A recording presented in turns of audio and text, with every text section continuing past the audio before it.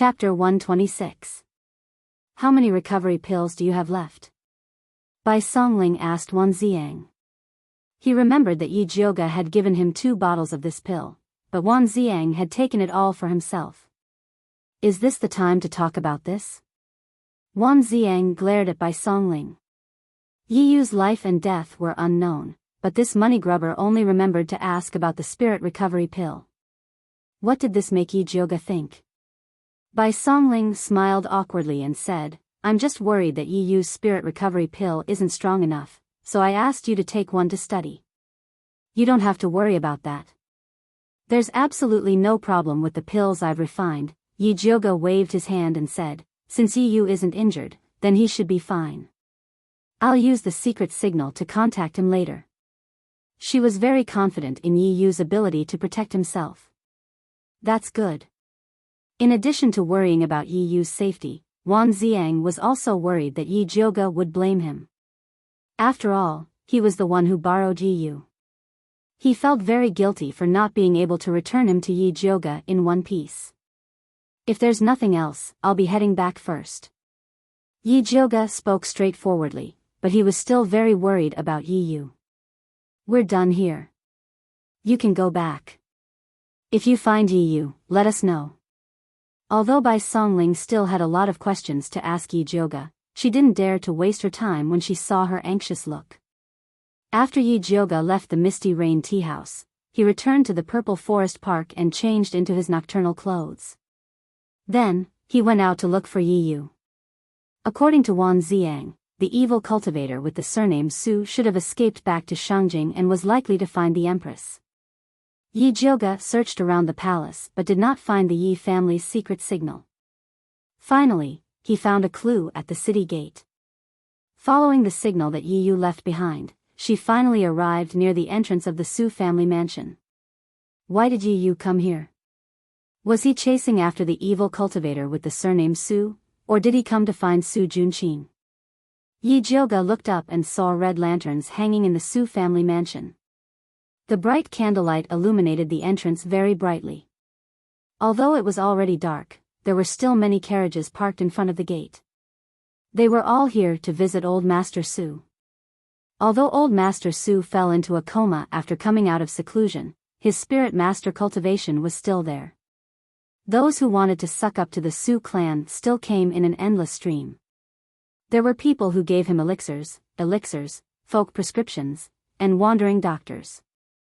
In short, there was everything. She hadn't visited him since he fainted for so long. Yi Jioga turned invisible and nimbly jumped over the wall to enter the Su family's residence. She glanced around and found that the small building in the middle was the brightest. There were many servants going in and out. It should be the residence of an important person, so she quietly walked towards it. Yi Jioga's guess was right. This was Old Master Su's residence. At this moment, Old Master Su was lying on the bed with his eyes closed. His complexion looked good and he looked like he was in deep sleep.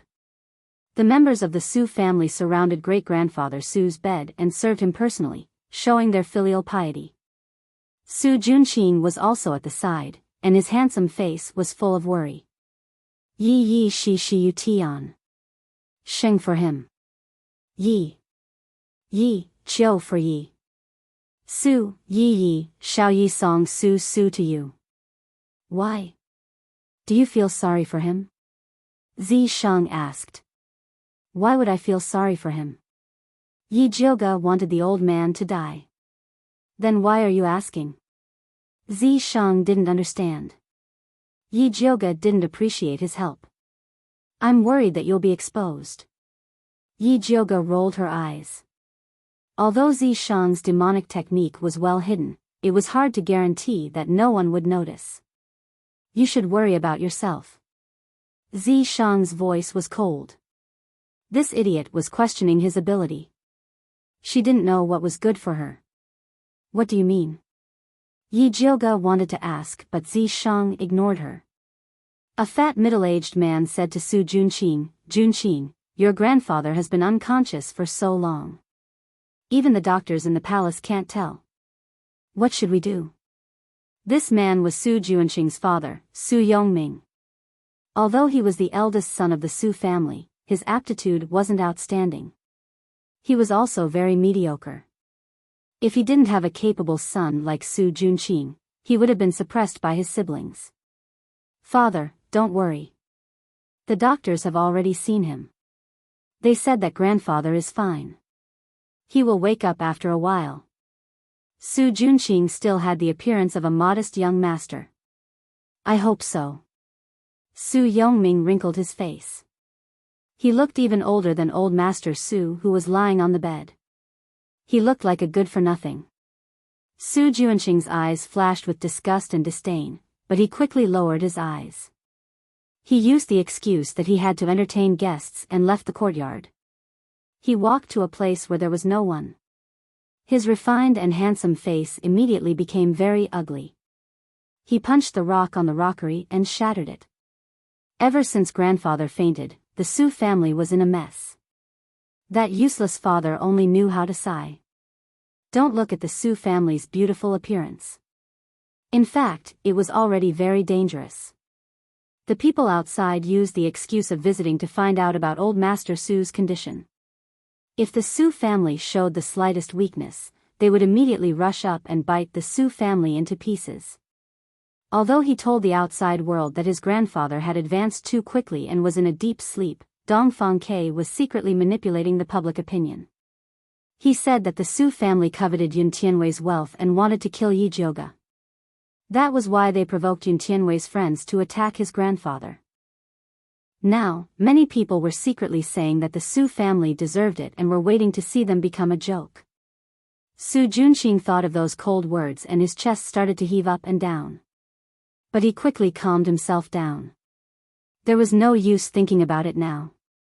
He had to quickly become stronger, to the point where no one would dare to offend his Su family. Su Juanqing thought of this and hurriedly arrived at a remote house in the Su family. Yi Jiuge secretly followed behind him. She jumped onto the roof and lifted the tiles to look down. She discovered that it was a very simple house. After Su Juanqing entered the house, he lifted up a lotus painting on the wall and pressed down on a brick behind it. The wall flipped backwards, revealing a dark room. A faint light was revealed, causing Su Juanqing's shadow to grow. Yi Jiuge squinted her eyes. She discovered that Su Juanqing's shadow was a little strange. She immediately opened her spiritual eye to take a look and almost cursed it out loud. Yi Yu, that extremely daring fellow, was actually hiding in Su Juanqing's shadow. He was simply playing with fire. Su Juanqing did not expect that there would be someone hiding in his shadow. As long as he looked carefully, he would immediately discover it.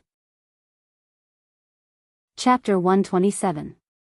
At this moment, Su Juanqing didn't notice anything unusual and stepped into the secret room. Yi Yu hid in his shadow and followed him in. Yi Jiuge looked at the closed secret door and her heart jumped to her throat. That evil practitioner was probably in the secret room. If Su Juanqing talked to him about the process of getting injured, he might guess Yi Yu's special ability and Yi Yu would be in danger. But if she barged in now, she might miss some secret. She swayed left and right and couldn't decide what to do. Forget it, she would give Yi Yu the time it takes for a joss stick to burn. That was also the longest time Yi Yu could stay invisible. If Yi Yu didn't come out by then, she would think of a way to barge in and save him. But it wasn't wise to fight Su Juanqing head-on now, she had to use some tricks. Yi Jiuge sneaked into old Master Su's courtyard to make some arrangements before returning to that room. The 30 minutes was getting closer and closer. Yi Jiuge was considering whether to go in and save him now when the door of the secret room opened. Su Juanqing walked out with a faint smell of blood. Yi Yu was still in his shadow, but it didn't look good. Yi Jiuge could feel that Yi Yu's invisibility ability was about to disappear and he was in danger of being discovered at any time. Su Juanqing seemed to have noticed something and his footsteps started to slow down. Although there was no expression on his face, his eyes showed that he was in a state of alertness. At this moment, there was a sudden commotion in the Su family. Fire, fire. Following that, a pillar of fire shot into the sky from Old Master Su's residence. It looked especially terrifying. Su Juanqing's expression changed and immediately rushed towards Old Master Su's residence, fearing that the last life-saving charm of the Su family would be harmed. Yi Yu took the opportunity to escape from his shadow. "Let's go." Yi Jioga jumped down from the house and rushed out of the Su family as fast as she could while holding Yi Yu's hand. Su Junqing rushed to Old Master Su's courtyard. He found that the flame was just a bluff. It was just a corner ignited by kerosene and had been extinguished by the servants. He secretly cursed and immediately returned to that remote house. He carefully checked the inside and outside of the house but didn't find anything unusual. He pondered for a moment, then took out a small porcelain bottle, opened it, and blew on the ground. A layer of red powder fell to the ground, revealing 2 footprints, one big and one small. It was obvious that a man and a woman had stopped here just now. Su Juanqing's expression was solemn as he sprinkled the red powder on the floor of the darkroom. This time, there were 2 footprints of slightly different sizes. One after the other, it was simply a matter of time. One of them was his, the other, doubtless, lurked in his shadow. Shadow assassin? Su Junqing narrowed his eyes and muttered to himself, "I didn't expect that kid Yi Yu to advance so quickly. I've underestimated him. However, this kid actually dared to come looking for trouble with me. He's courting death." Yi Yu had already seen the scene in the secret room, so he had to kill him to silence him. Also, the woman who took him away must be his accomplice. He had to find her too. After Yi Jioga brought Yi Yu away from the Su family, he originally wanted to bring him back to Purple Forest Park, but Yi Yu refused. "Eldest miss, it's not convenient to go to your place. Let's go to my place." Yi Yu bought a small courtyard on the North Street, and only he lived there. It was indeed more convenient than the Yi residence. Yi Jioga and Yi Yu returned to his courtyard. "You're going to die. You actually dared to sneak into the Su family. What if Su Junqing found out?" Yi Jioga fiercely scolded. Su Junqing had an intimate relationship with Sister Yi Yu before, so he might have already learned about the Yi family's cultivation technique from her. As long as he thought about it carefully, it would not be difficult to discover the secret of Yi Yu advancing into a shadow assassin. "I'll be careful next time," Yi Yu weakly said. His face was pale, and his eyes were black as if he had been beaten. His body was on the verge of collapse, and it was obvious that his spirit had been overdrawn. Seeing him like this, Yi Jioga could not bear to continue scolding him. He took out a bottle of Peiyuan Dan and stuffed it into Yi Yu's hands. "Quickly eat it." After Yi Yu swallowed the Dan, he immediately felt his whole body relax, and the exhaustion he felt began to subside. He silently put the jade bottle into his clothes. The eldest Mrs. pills were all good, and he must cherish them. Seeing that Yi Yu had recovered, Yi Jioga asked, "What did you see when you followed Su Junqing into the secret room?" Yi Yu's face was solemn, and he slowly said, "I saw the corpse of that evil cultivator called Su Hansen." "Corpse? What do you mean? That evil cultivator was killed by you?" Yi Jioga raised his eyebrows and asked. "Didn't they say that the evil cultivator was an advanced spiritualist? Even if Yi Yu's sneak attack was successful, he would not have killed him." "I didn't kill him, it was Su Junqing," Yi Yu said word by word. "Su Junqing?" Yi Jioga was shocked, and he asked, "Why did he kill that Su Hansen? Weren't they together?" They were indeed together. That Su Hansen was Su Juanqing's senior brother, but when Su Junqing saw that his senior brother was injured, he did not want to save him. Instead, he killed him to cultivate. Yi Yu recalled how Su Junqing sucked his blood just now, and his stomach began to churn. Who would have thought that such a handsome man would turn out to be a cruel, heartless, and insane pervert? Su Junqing killed his fellow disciple. Isn't he afraid that other disciples will find out? Yi Jioga felt that it was a little unbelievable. No matter how evil a cultivator was, he would not kill his fellow disciple like that. From the looks of it, Su Junqing is planning to push this crime onto someone else. Needless to say, this someone was naturally Wan Ziang. Su Junqing's wishful thinking is very good. Not only can he increase his cultivation, but he can also get rid of Wan Ziang, the thorn in his side. Yi Jioga had a deeper understanding of Su Junqing's shamelessness. We must not let Su Junqing succeed. Yi Yu gritted his teeth.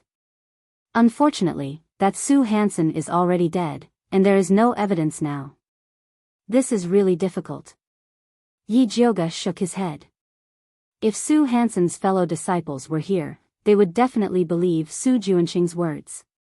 Yi Yu was silent. He suddenly felt that him and Wan Ziang ambushing Su Hansen was simply a joke. They did not get anything out of him, and instead, they gave Su Junqing a big meal. Don't think too much, this is not your fault. Who knew that Su Junqing would be so abnormal?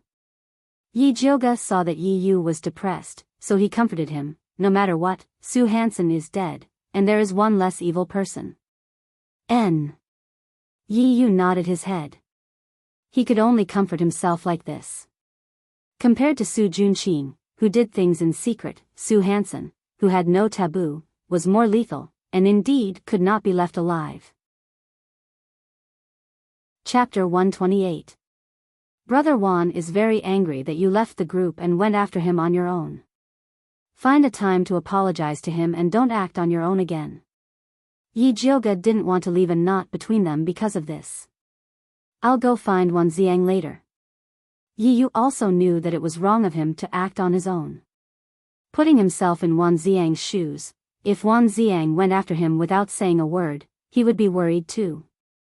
Also, stay away from Su Junqing during this period of time.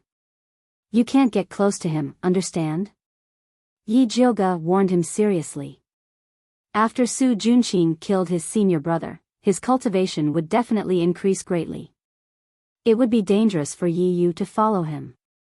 Yi Yu lowered his long eyelashes and didn't say anything. The clue to find his sister was still on that pervert Su Junqing.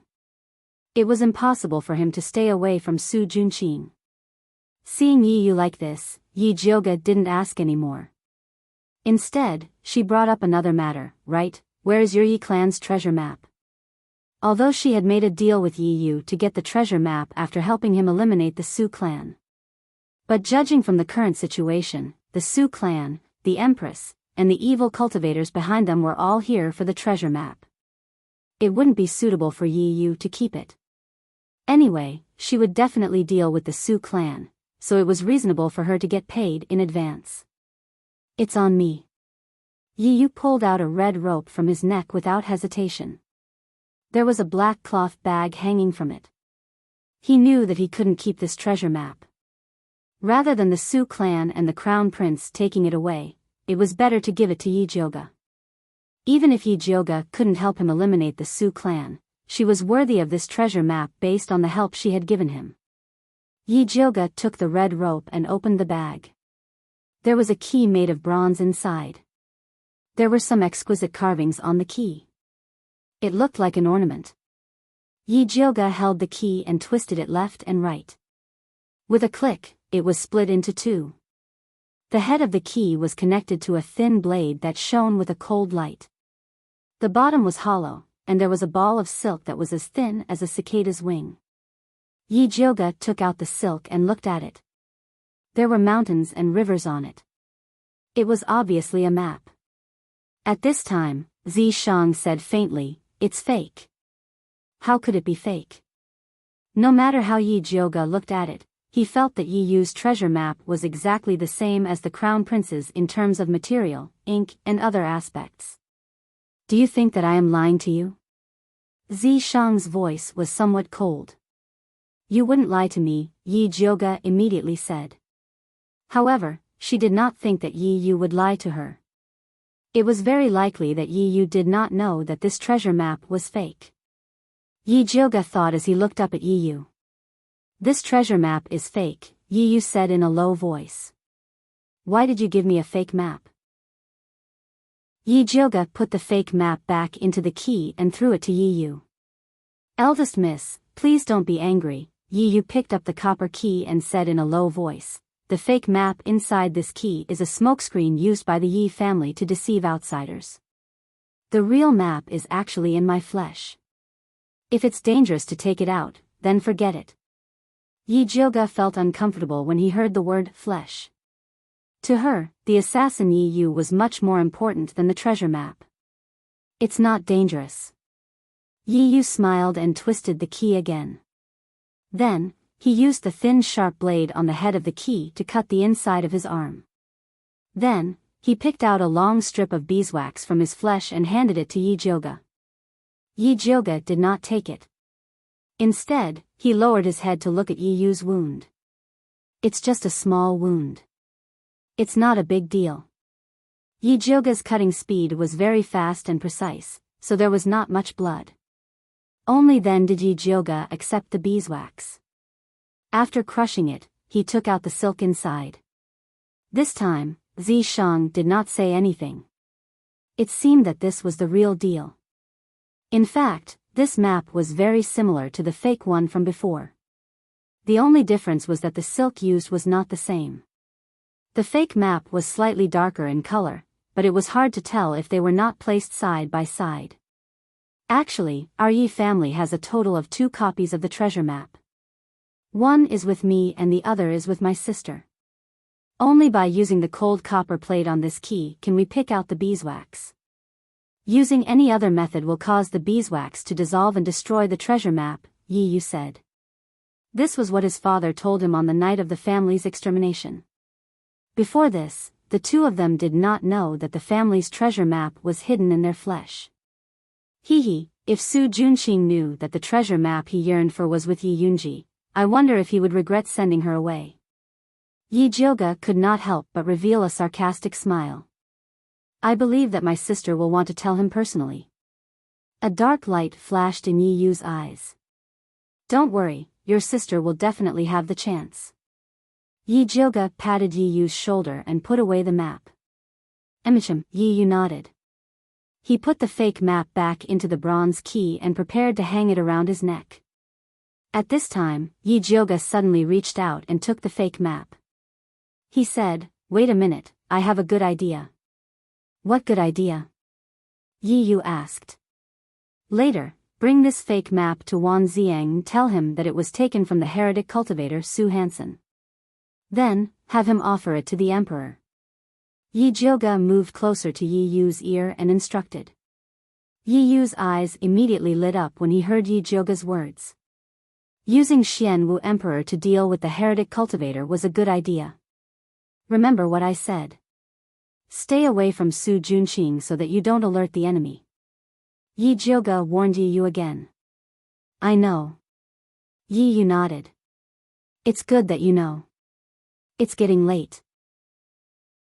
I'll go back first. You rest well before you go find Wan Ziang. Yi Jioga said as he stood up. Eldest miss, be careful on the road. Yi Yu wanted to send Yi Jioga back but was refused. I have hands and feet. I don't need you to send me back. You just need to rest well. After that, he left at an extremely fast speed. Yi Yu returned to his room but did not sleep immediately. Instead, he sat at the table and pondered. The dim yellow light shone on his smooth and beautiful face. The red mole between his eyebrows shone even more brightly. In fact, he had heard some things about Su Junqing and Su Hansen in the secret room. They both came from a heretic sect called the Bloodthirsty Sect. The heretic sect was located in a mountain 3,000 miles to the west. Su Junqing had offered his sister to the sect as a tribute. Yi Yu looked up at the dark sky palace and made up his mind. After helping Yi Jioga settle the matters here, he would go there to find clues about his sister. At this time, in the Blood Cloud Peak, 3,000 miles away from Shangjing, there was a gloomy cave filled with small black lamps. There was no oil in the small lamps. Dark red candlelight floated on the lamps. At this time, a small lamp suddenly went out. The name under the lamp was Su Hansen. Chapter 129.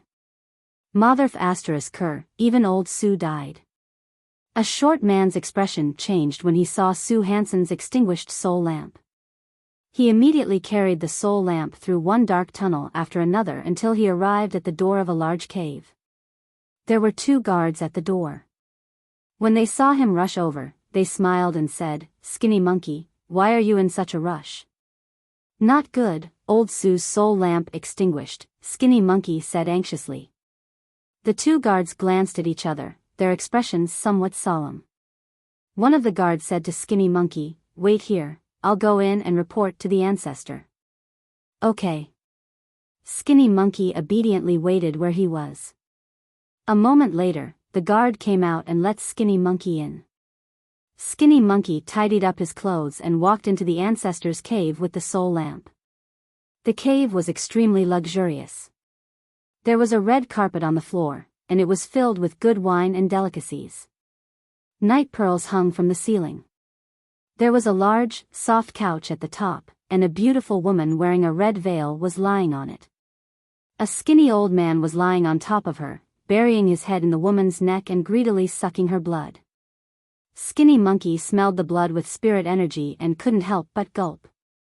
He raised his head and peeked at the veiled woman. Her skin was as white as jade, and her facial features were exquisite.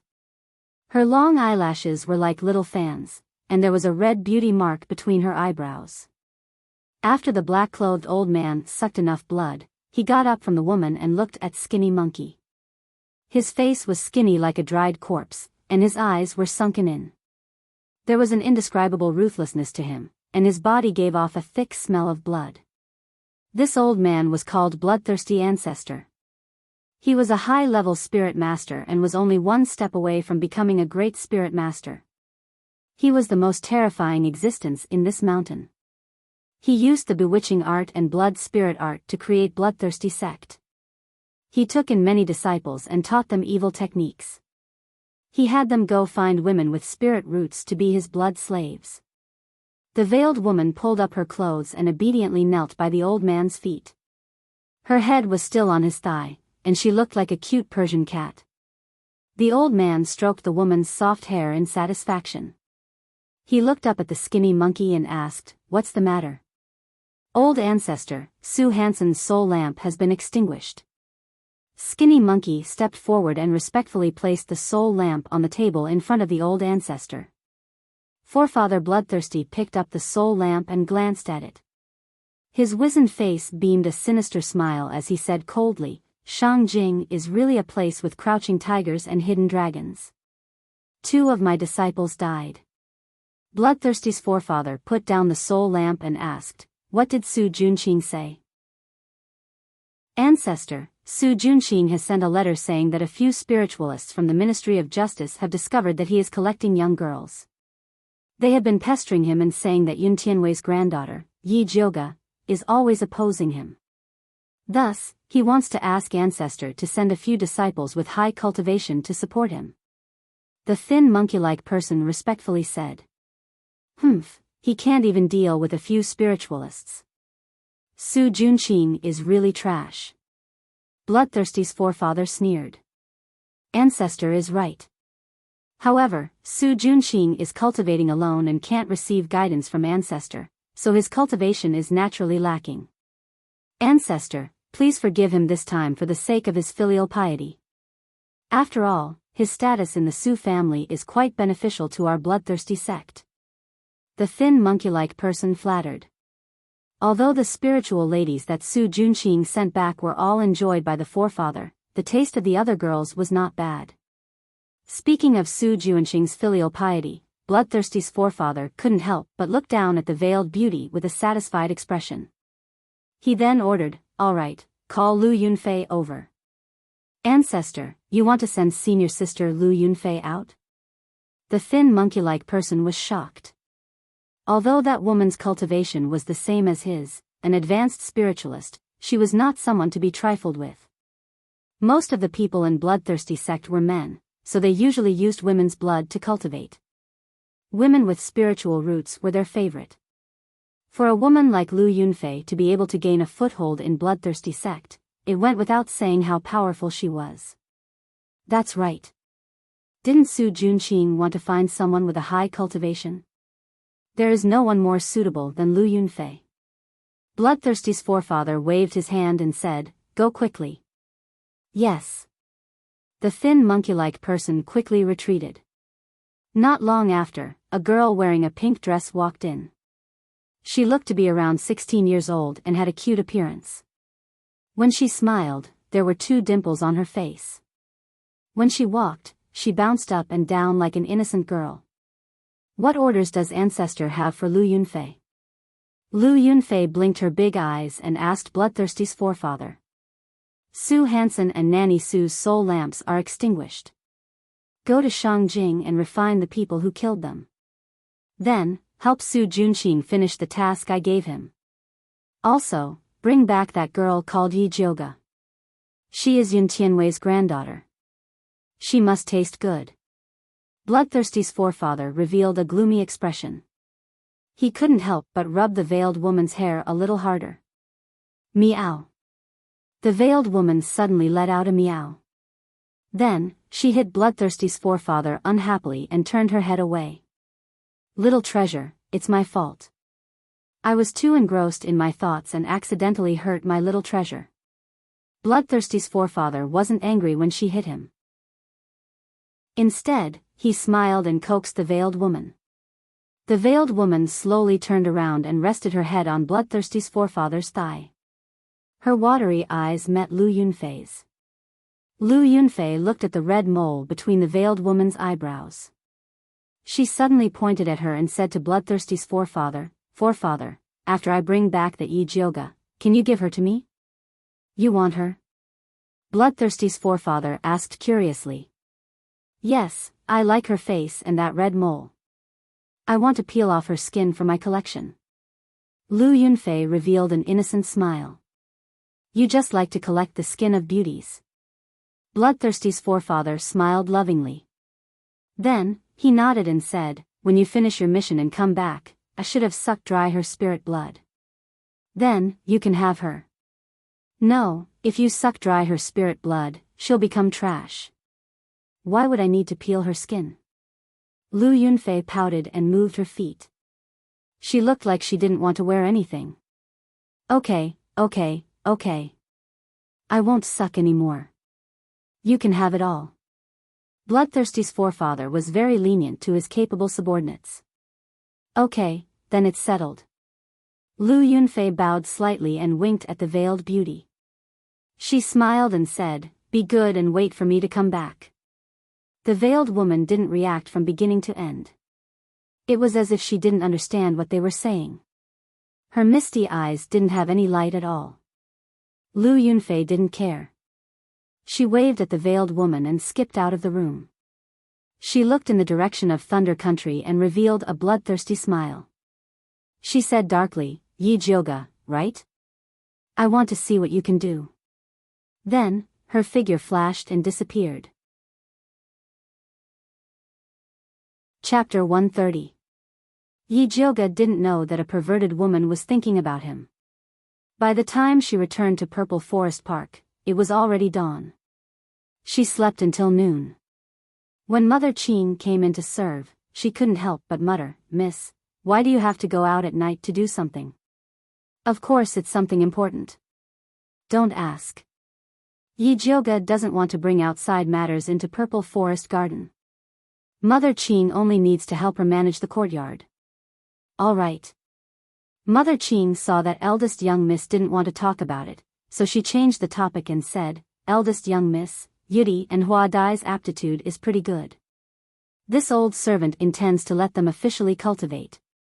What grade of bone-opening medicine do you think is better?" Bone-opening medicine was the first step of cultivation. A good bone-opening medicine could stabilize a cultivator's meridians, and in the future, cultivation would be twice the result with half the effort. However, good bone-opening medicines were not cheap. Normally, it would be good if a large family could buy a set of middle-grade medicine to nurture their own subordinates. There's no need to buy them. I'll concoct the bone-opening medicine for them. Yi Jioga had a pretty good impression of these two maidservants. Although she doesn't have a spiritual root, she can still be a good helper to Mother Qing if she cultivates well. After all, Mama Qing was old, and Yi Jioga wanted her to enjoy her old age in peace. Then this old servant will thank you on behalf of the 2 young maidservants. Mother Qing said with a smile. In her heart, eldest young miss was an even better alchemist than master. To be able to have the eldest miss personally concoct the bone-opening medicine, it was truly a great fortune. Call Hua Dai and Yu Dai in. I'll check their bones first. Yi Jioga had to examine them properly before he could concoct the bone-opening medicine. Yes, this old servant will go and call them in. Mother Qing happily went out and called Hua Dai and Yu Dai in. When the 2 maidservants found out that the eldest young miss was going to personally concoct the bone-opening medicine for them, their faces were filled with unconcealable excitement. Yi Jioga helped them to check and he knew what was going on. In fact, the materials needed for the bone-opening medicine were very simple. They were all medicinal herbs used to temper the muscles and bones. The difference was in the dosage and the combination of certain medicinal herbs. For example, Hua Dai had a small frame but a lot of muscles. The amount of Atractylodes macrocephala needed was relatively small, and some peony skin was also needed to increase bone density. The jade butterfly was the exact opposite of the flower butterfly. It had a large frame and less muscles. He needed to increase the dosage of Atractylodes macrocephala and add some green bamboo leaves to strengthen his muscles. At this moment, Yi Jioga still didn't know that the bone-opening medicine he made for Yu Dai and Hua Dai almost killed them. With an idea in her mind, she quickly wrote 2 prescriptions for Mother Qing and asked her to pick up the medicine. Mother Qing happily put away the prescription. She planned to go get the medicine later and find a good day to open Hua Dai and Yu Dai's bones. Yi Jioga was still thinking about what he had discussed with Yi Yu last night, so he quietly went to Yi Yu's courtyard. However, he found that Yi Yu was not there. Instead, Wan Ziang and Bai Songling were there. Are you here for Yi Yu, young mistress? Bai Songling asked. Yeah, where did he go? Yi Jioga asked curiously. I don't know. We're waiting for him too. Bai Songling rolled his eyes and asked Yi Jioga with a smile, did you know that Yi Yu brought a treasure map to us last night? I know, I was the one who asked him to take it. Yi Jioga also smiled and said, a treasure is a crime. Yi Yu and I are not people who do great things. It's best to give this treasure map to the emperor. Bai Songling didn't believe Yi Jioga's nonsense. If she was not a person who did great things, who else could do great things? Wan Ziang said seriously, I have already handed the treasure map that I seized from the evil cultivator Su Hansen to the emperor. The emperor should be very excited. Yi Jioga said clearly. The crown prince kept the treasure map in the dragon and phoenix jade pendant. It meant that he and the empress had been hiding this matter from the emperor. Now that she exposed the matter, she believed that the crown prince and the empress must be very nervous. Yes, the emperor has ordered the Ministry of Justice to thoroughly investigate the case of the evil cultivator harming people. There will be a big reward for catching the evil cultivator. Previously, the people of the Ministry of Justice didn't support Wan Ziang to investigate the evil cultivator. They felt that it was a waste of energy. Now that the emperor had issued an imperial edict, the people of the Ministry of Justice were eager to make a contribution in front of the emperor. With a big reward, Su Junqing will definitely not dare to be arrogant this time. Yi Jioga was happy when she thought that Su Junqing was going to be in trouble. Now that Emperor Xian had personally given the order, as long as they found evidence that Su Junqing cultivated evil arts, they would destroy his reputation. Leave Su Junqing's matter to us. The alchemy conference is going to be held in the Medicine Refinery Valley. What do you plan to do? Bai Songling asked. Nothing. Yi Jioga had never been interested in the competition. She preferred to quietly do research and concoct pills. I heard that the winner of this competition will be rewarded with an alchemy furnace from the weapon refining sect. It's worth 30,000 gold coins. Bai Songling felt that it was a pity that Yi Jioga didn't participate. In order to attract more alchemists, Emperor Xianwu had always wanted to raise the standards of the Thunder Country's alchemy competition. Therefore, he put in a lot of effort this time. 30,000 gold coins? Yi Jioga's eyes lit up and said without hesitation. Okay, I will participate. Although she hated competitions, she didn't hate receiving awards. Other than the Thunder Country's alchemists, there will be many alchemists from other places participating in the competition. When the time comes, the trade fair will be very lively. You might be able to exchange for something good. Bai Songling revealed another piece of information. He and Dongfang Ke were very concerned about this alchemy competition. They hoped to find out more about the fire dragon grass from the alchemists who came from all over the world. After all, they needed the fire dragon grass to completely eradicate the poison in Dongfang Ke's body. Okay, let's go take a look. Yi Jioga was very interested in the trade fair. She could sell the blue jade seaweed that she had collected at the bottom of the lake. Oh right, your father, Grandmaster Yi, is one of the judges for this alchemy competition. He has a spot that can be guaranteed to the last round. Do you want to ask him? Although Bai Songling was very confident in Yi Jioga's alchemy skills, it would save a lot of effort if he could be guaranteed a spot in the last round. There's nothing to ask. He will definitely give the spot to Yi Shanshan. This was a definite thing. Yi Jioga didn't care about that spot. As long as Yi Yuxuan didn't bother her, she would be happy. Do you want to ask the Prince of Dongling to help you get a spot? Bai Songling asked. Although it was difficult to get a spot in the alchemy competition, it wasn't impossible as long as one worked hard. There's no need to go through so much trouble. I'll just kill my way in. Yi Jioga waved her hand. If she couldn't even pass the first few rounds, how could she bring the 30,000 gold cauldron home?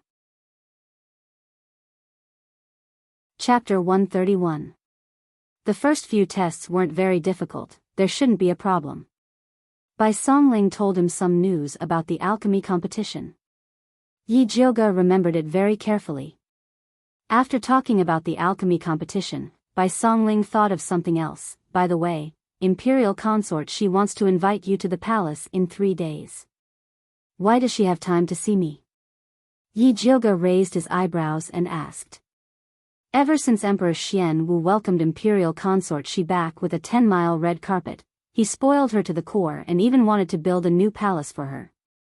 However, Imperial Consort Shi insisted on living in Jinxiu Palace, so Emperor Xianwu had the Ministry of Works work day and night to repair Jinxiu Palace. During this period, he arranged for Imperial Consort Shi to live in the side hall of his palace. This kind of love was unprecedented. Now people in Shangjing were talking about it. Her Highness misses you very much. If it wasn't for so many things before, she would have invited you to the palace long ago. Bai Songling said.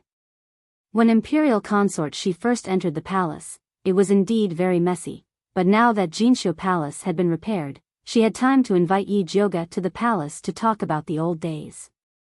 Thank you for your love. Is she living well in the palace? Yi Jioga asked with concern. Although everyone said that Imperial Consort Shi was the most favored in the palace, it still depended on whether the Empress was up to no tricks. Very good.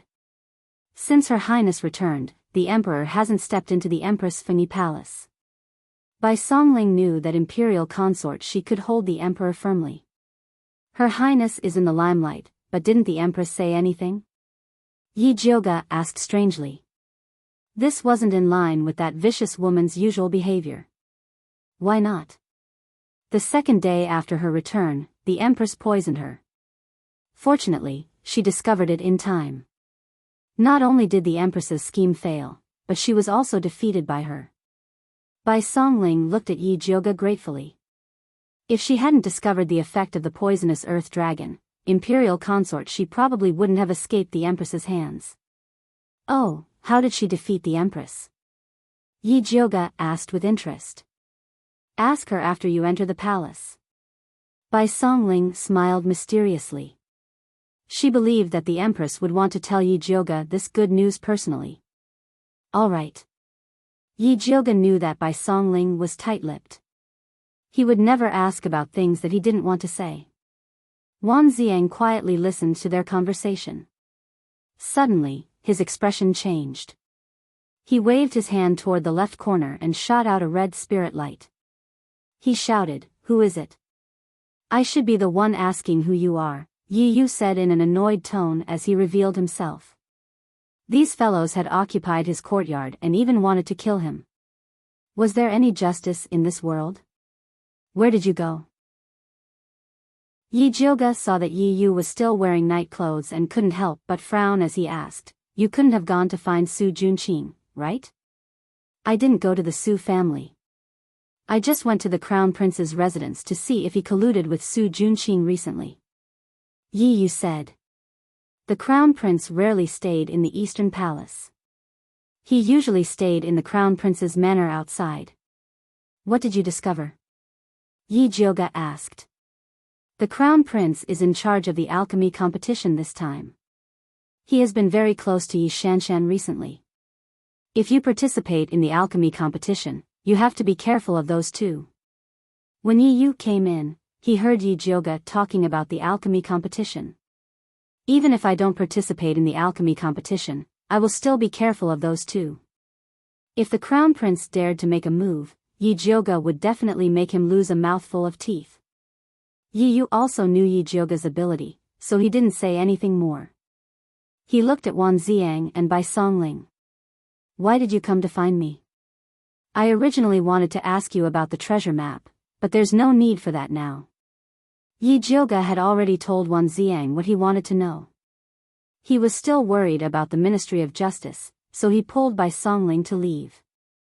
Before leaving, Bai Songling repeatedly reminded Yi Jioga not to forget to go to the palace to see Imperial Consort Shi.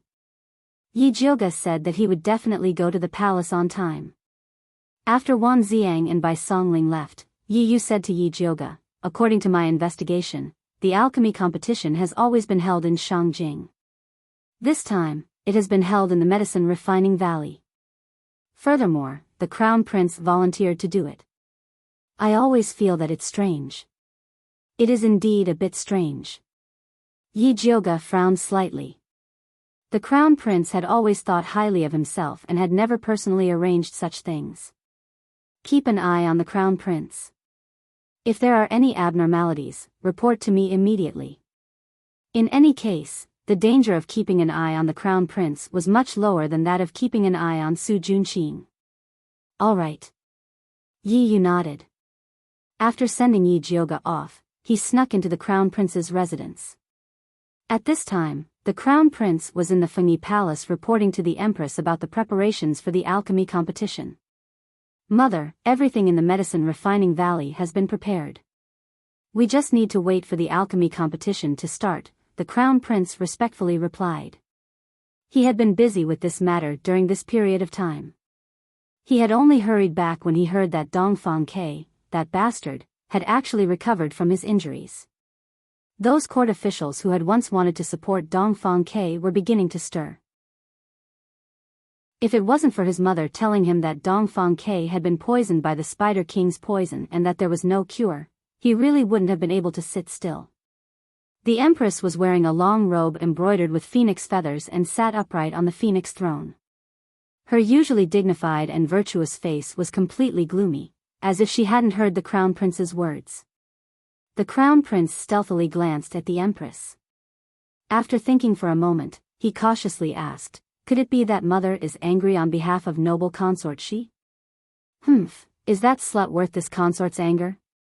The Empress's thin eyebrows jumped, her killing intent overflowing. "Mother is right. She's just a slut. So what if she has temporarily obtained Imperial Father's favor? As long as Mother uses a few methods, you will definitely be able to make her die without a burial." The Crown Prince tried to curry favor with the Empress. In these past years, there had been too many women who had mysteriously died in the palace. Even Dongfang Ke had not been able to escape his mother's poison. Thus, he was very confident in his mother. Unfortunately, no matter how he asked, his mother was unwilling to tell him just where she had gotten those mysterious poisons from. The Crown Prince felt that it was a bit of a pity. If he could also grasp the source of these poisons, then it would be easy to take care of those people he didn't like in the future. Shut up. The Empress suddenly slammed the table, the anger on her face deepening. The Crown Prince's words had stabbed right into her sore spot. The poisons that had once been effective were now completely ineffective in front of noble consort She. She had even turned the tables on them. The Empress could only hope that Sue Hansen could bring her something new. She hadn't expected that idiot to be killed by the Ministry of Justice before even entering the capital. He had even exposed his identity as an evil cultivator, and even the treasure map was known to the Emperor. Mother, please calm your anger. I was wrong. Although the Crown Prince didn't know what he had said wrong, it was always right to quickly admit his mistake. The Empress's chest heaved slightly, but she quickly restrained her anger. She looked down at the Crown Prince and said, "Bring Su Junqing into the palace tomorrow. This consort has something to ask him." She could only rely on Su Junqing to contact the bloodthirsty sect. Chapter 132. Mother, if you have anything to say, just let me convey it. Why do you have to see that despicable person? The Crown Prince hated Su Junqing to the core. Don't make me say the same thing twice. The Empress's tone was cold and her sharp eyes were frightening. The Crown Prince's heart skipped a beat. He quickly cupped his hands and said, "I don't dare." "All right, you may leave." The Empress waved her hand impatiently. She had been hiding her relationship with the bloodthirsty sect from the Crown Prince because she didn't want him to get involved. The disciples of the bloodthirsty sect were crazy and had no bottom line. They might kill themselves one day. If she hadn't wanted to deal with Bai Linglong and her son and that bitch, imperial consort she wouldn't have done this. It was all those damned guys' fault. The Crown Prince saw the Empress's ferocious expression and didn't dare to ask more. He quickly left the palace and went to the Su family. "Welcome, Crown Prince. Please forgive me for not going out to greet you." Su Junqing bowed respectfully. The Crown Prince glanced at Su Junqing and said in a condescending manner, "You may rise." "Thank you, Crown Prince." Su Junqing straightened up. His handsome face was full of smiles. He didn't feel humiliated at all. "Humph, this kid really knows how to act." The Crown Prince snorted in his heart and stepped back. He then said arrogantly, "Mother wants to see you. Tomorrow, pretend to be a little eunuch and follow me into the palace." Actually, with Su Junqing's identity, he could enter the palace openly, but the Crown Prince wanted to humiliate him this way. Which man in the world would be willing to pretend to be a eunuch? Su Junqing's eyes flashed coldly, but he quickly concealed it. He continued to ask respectfully, "May I ask why the Empress summoned me into the palace?" "Enter the palace when I tell you to." "Why do you ask so many questions?" The Crown Prince narrowed his eyes. His sharp gaze was quite similar to the Empress's. "I overstepped my bounds. Please forgive me, Crown Prince." Su Junqing quickly bowed and apologized. "Okay, you prepare well. The Imperial Palace will send someone to pick you up tomorrow." The Crown Prince was too lazy to talk to Su Junqing, so he left after saying this. After Su Junqing saw the Crown Prince off, his handsome face immediately darkened. The Empress must have summoned him because of Su Hansen and the exposure of the treasure map.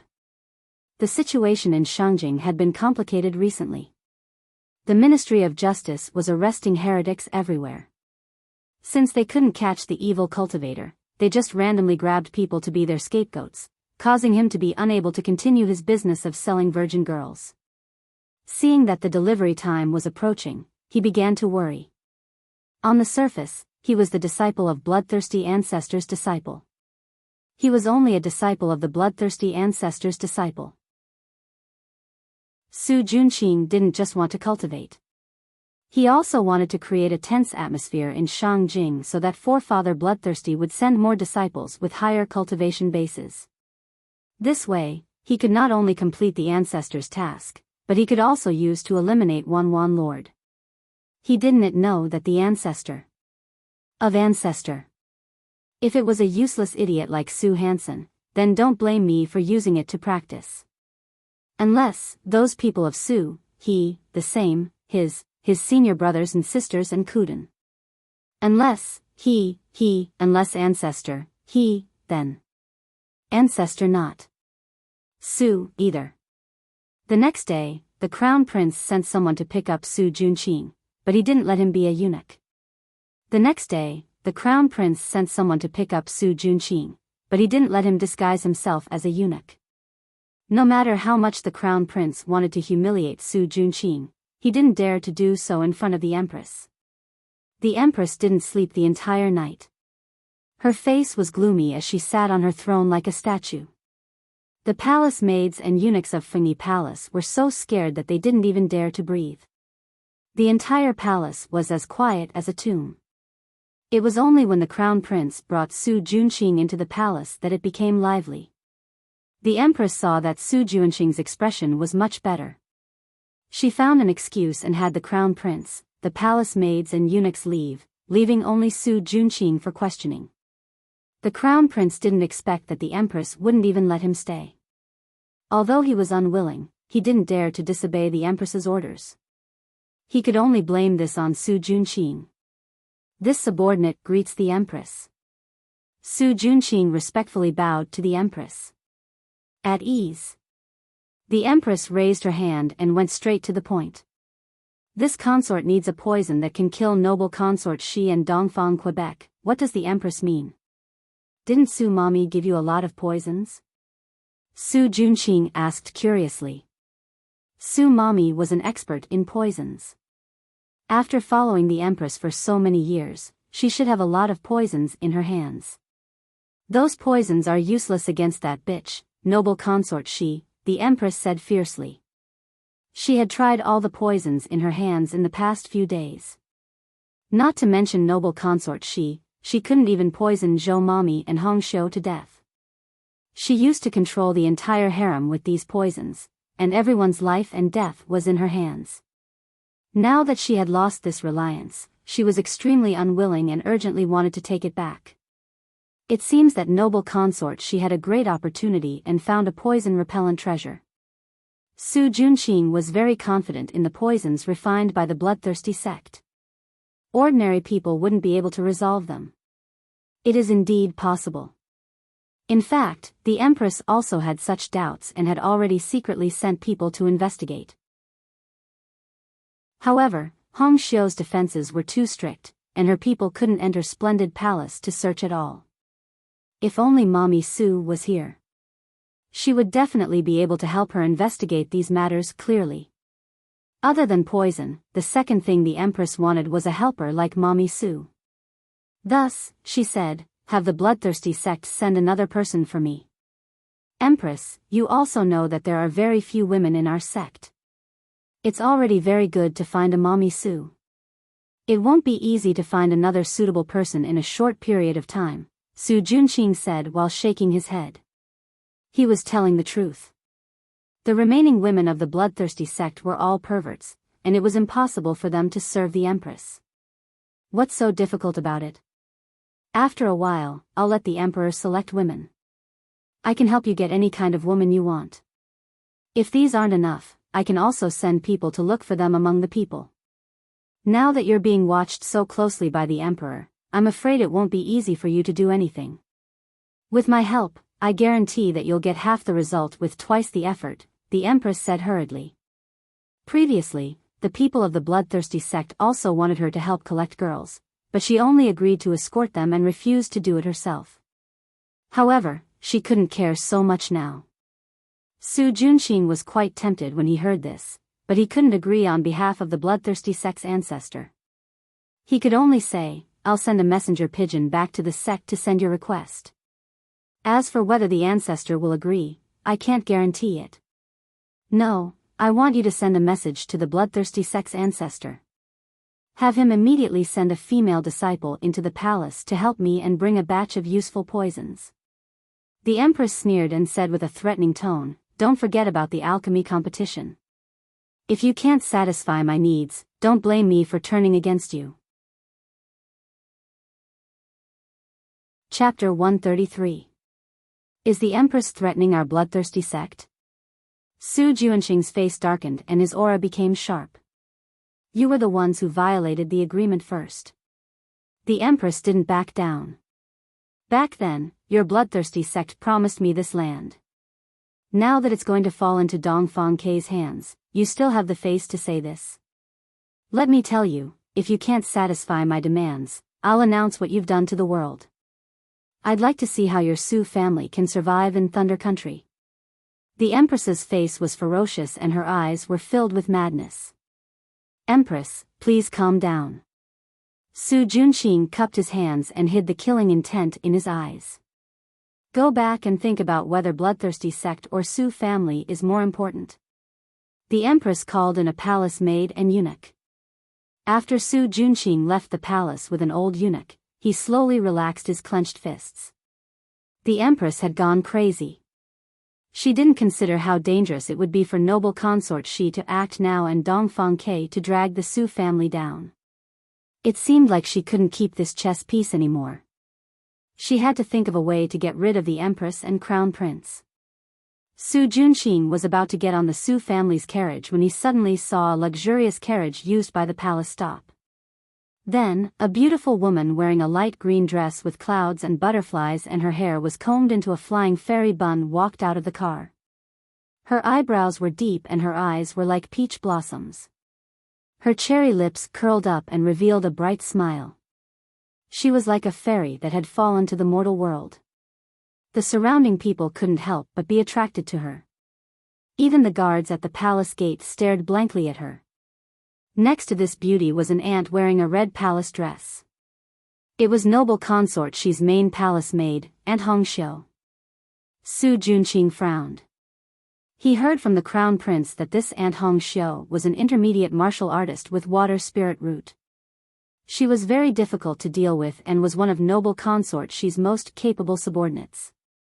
He didn't expect her to serve that beauty so respectfully. Who was that beauty?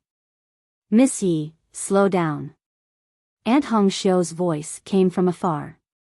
Miss Yi, could it be Yi Jioga? Su Juanqing couldn't help but narrow his eyes. Although he heard that Yi Jioga had recovered her appearance, he didn't think that she would be any better. He didn't expect her to be so beautiful. Bloodthirsty's forefather loved this face the most.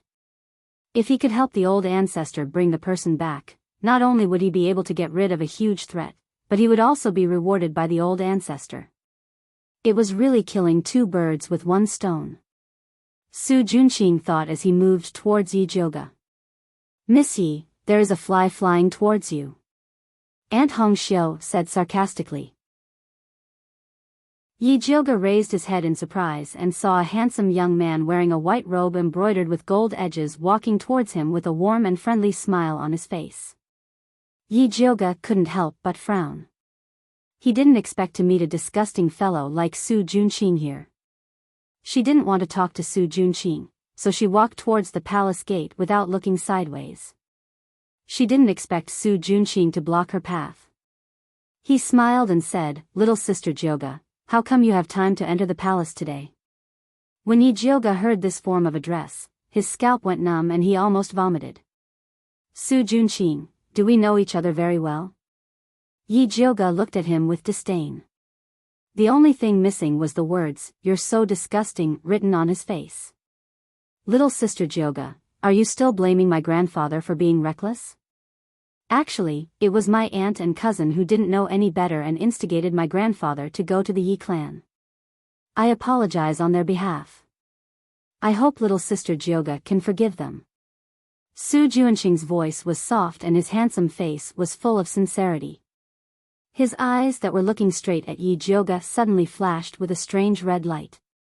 Yi Jioga suddenly felt a bit dizzy. She suddenly felt that she was making a big fuss over nothing. The ones who had enmity with her were old ancestors Su and Su Yufeng, not Su Juanqing. How could she casually blame him? Little sister Jioga, you look so beautiful dressed like this. You're like a fairy descending to the mortal world. Let's get closer in the future, okay? Su Juanqing's voice was so soft that it seemed like water was about to drip out. Okay. Yi Jioga replied in a daze.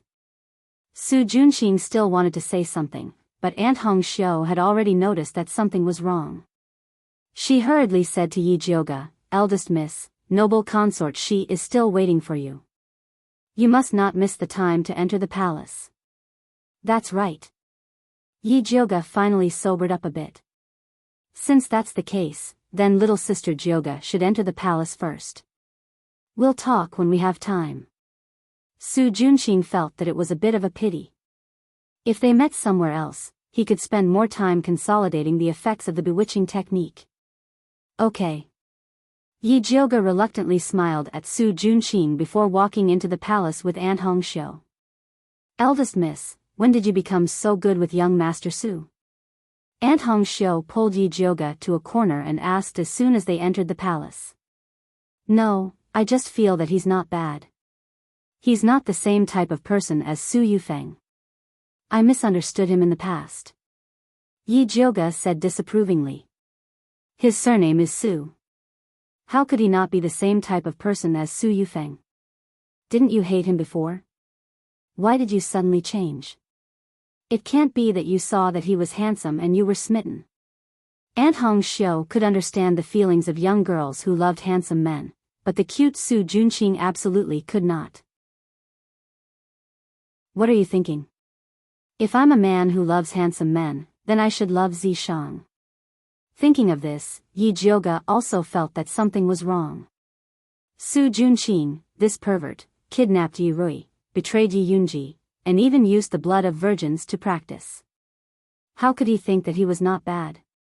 "Idiot, you've fallen for his bewitching technique." Zishang's cold voice sounded. "How is that possible?"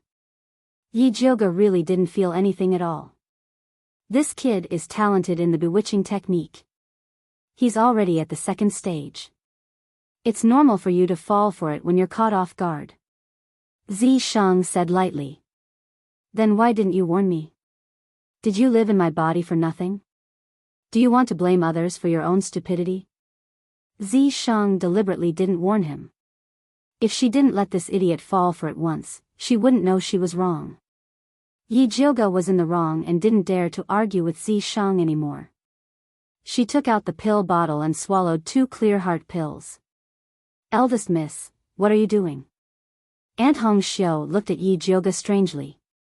"What's wrong with taking pills at the slightest disagreement? Don't talk. Hurry up and eat too." Yi Jioga also poured 2 clear heart pills into Aunt Hongxiu's mouth. Then he said in a low voice, "That Su Junqing just used an evil technique on me. That's why I suddenly felt that he's not bad. Fortunately, Aunt reminded me in time. Otherwise, I would have fallen for it." Chapter 134. I see. Eldest miss, you have to be more careful in the future. Aunt Hongxiu was terrified when she thought of the little girls in the capital who would die for Su Junqing. She didn't want Yi Jioga to become one of them. "It's fine. I'll just take the medicine in advance when I see him in the future." Yi Jioga shook the jade bottle in his hand. As a spirit alchemist, he had a lot of pills. That's good. Aunt Hongxiu was very confident in Yi Jioga's alchemy skills. "Let's go. Don't let Her Highness wait for too long." When Yi Jioga and Aunt Hongxiu arrived at Splendid Palace, she thought they had come to the wrong place. The last time she entered the palace, Splendid Palace still looked old and defeated.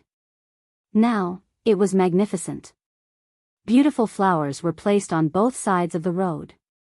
There was even a peach blossom forest that wasn't there before. As expected of the 6 palaces, Nanny Zhou was waiting at the door. When she saw Yi Jioga from afar, she greeted him with a smile. "Eldest miss, you're finally here. Her Highness was talking about you." "Nanny Zhou, long time no see." Yi Jioga smiled at Nanny Zhou and walked into the gorgeous Splendid Palace with her. Imperial consort, she was wearing a rust-red bright gold crab claw chrysanthemum palace dress. In the middle of her high bun was a phoenix spreading its wings. It was inlaid with jade and 7 jewels. On the side was a golden phoenix holding a pearl and a golden wing hairpin. She was peerless and dignified, showing the majesty of a beloved consort. Jyoga is here. Imperial consort. She smiled and stood up. She personally came over to hold Yi Jyoga's hand. Her sharp aura had completely disappeared. She was as intimate as when they were in the Dongling Wangfu. Her Highness, eldest miss, also brought you a gift. Aunt Hong Xiu put the mahogany box she had been holding on the table. Why did you bring something when you came? Aren't you alienating me? Imperial consort. She was annoyed. It's not anything expensive. It's just some henna and fragrance powder I made myself. Yi Jyoga opened the mahogany box and took out the white porcelain bowl inside. Jyoga really understands me. I don't dare to use the things in the palace. I was just worrying about where to buy them. Imperial consort. She said in surprise. Her Highness, see if you like it. Yi Jyoga opened all the bottles. Noble consort. She's skin was very white, and two bright colors would make her look vulgar.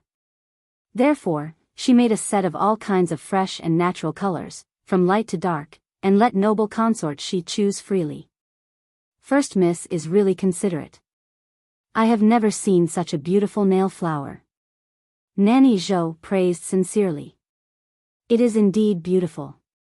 I like it very much. After looking at them one by one, noble consort she chose the lightest pink and couldn't wait to let Nanny Zhou dye it for her. This color really complemented her fingers, making them look even more white and tender. Oh right. Your Highness, I heard from Big Brother Bai that you were poisoned by the Empress as soon as you returned to the palace. May I know what happened? Not only did I humiliate that evil woman, but I also cut off her arm. Imperial consort. She proudly recounted what happened. It turned out that on the second day after she returned to the palace, the emperor held a banquet in the inner palace to welcome her.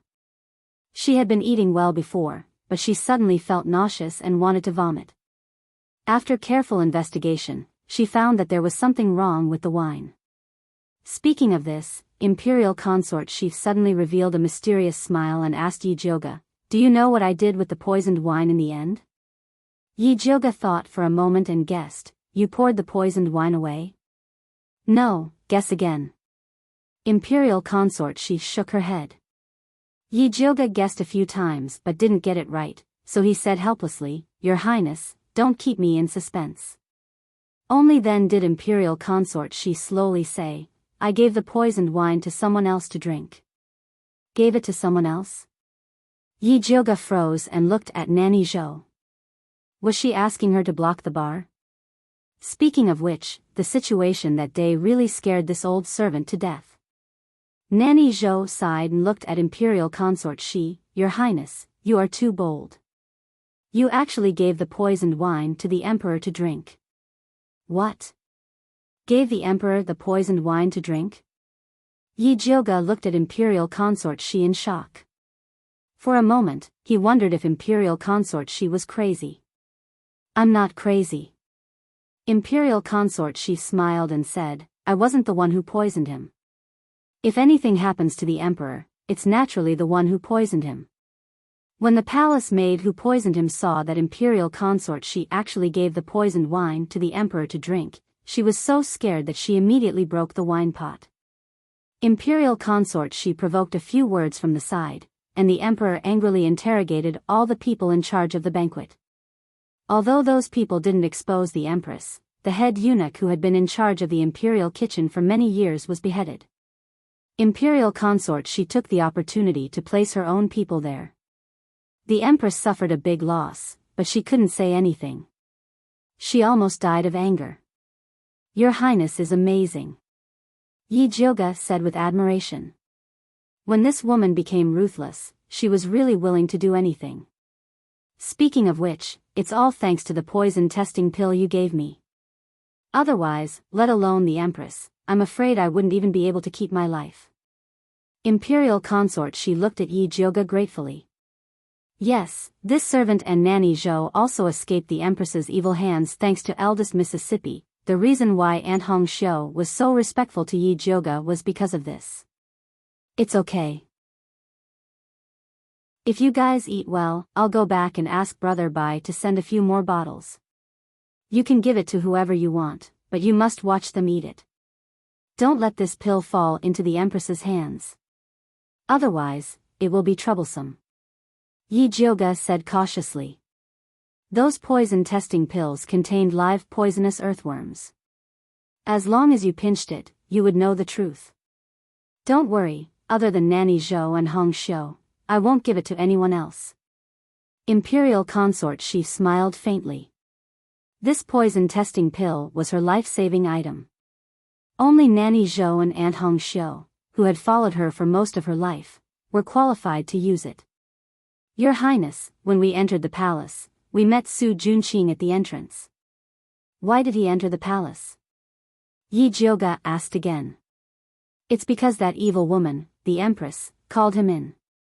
She probably wants to find him to harm us. With the poison testing pill, Imperial consort She didn't put the Empress in her eyes anymore. Your Highness, it's better to be careful. That Su Junqing's evil arts are quite powerful. Even I almost fell for it just now. Yi Jioga said solemnly. When you see him in the future, you must take the clear heart pill in advance. Don't worry, Su Junqing won't be able to jump around for long. The Emperor is very concerned about the evil cultivator. In addition to letting the Ministry of Justice handle it, he has also sent many secret guards to investigate. Su Junqing will reveal himself sooner or later. Also, I mentioned the Empress and the Crown Prince in front of the Emperor once, and he became suspicious of them.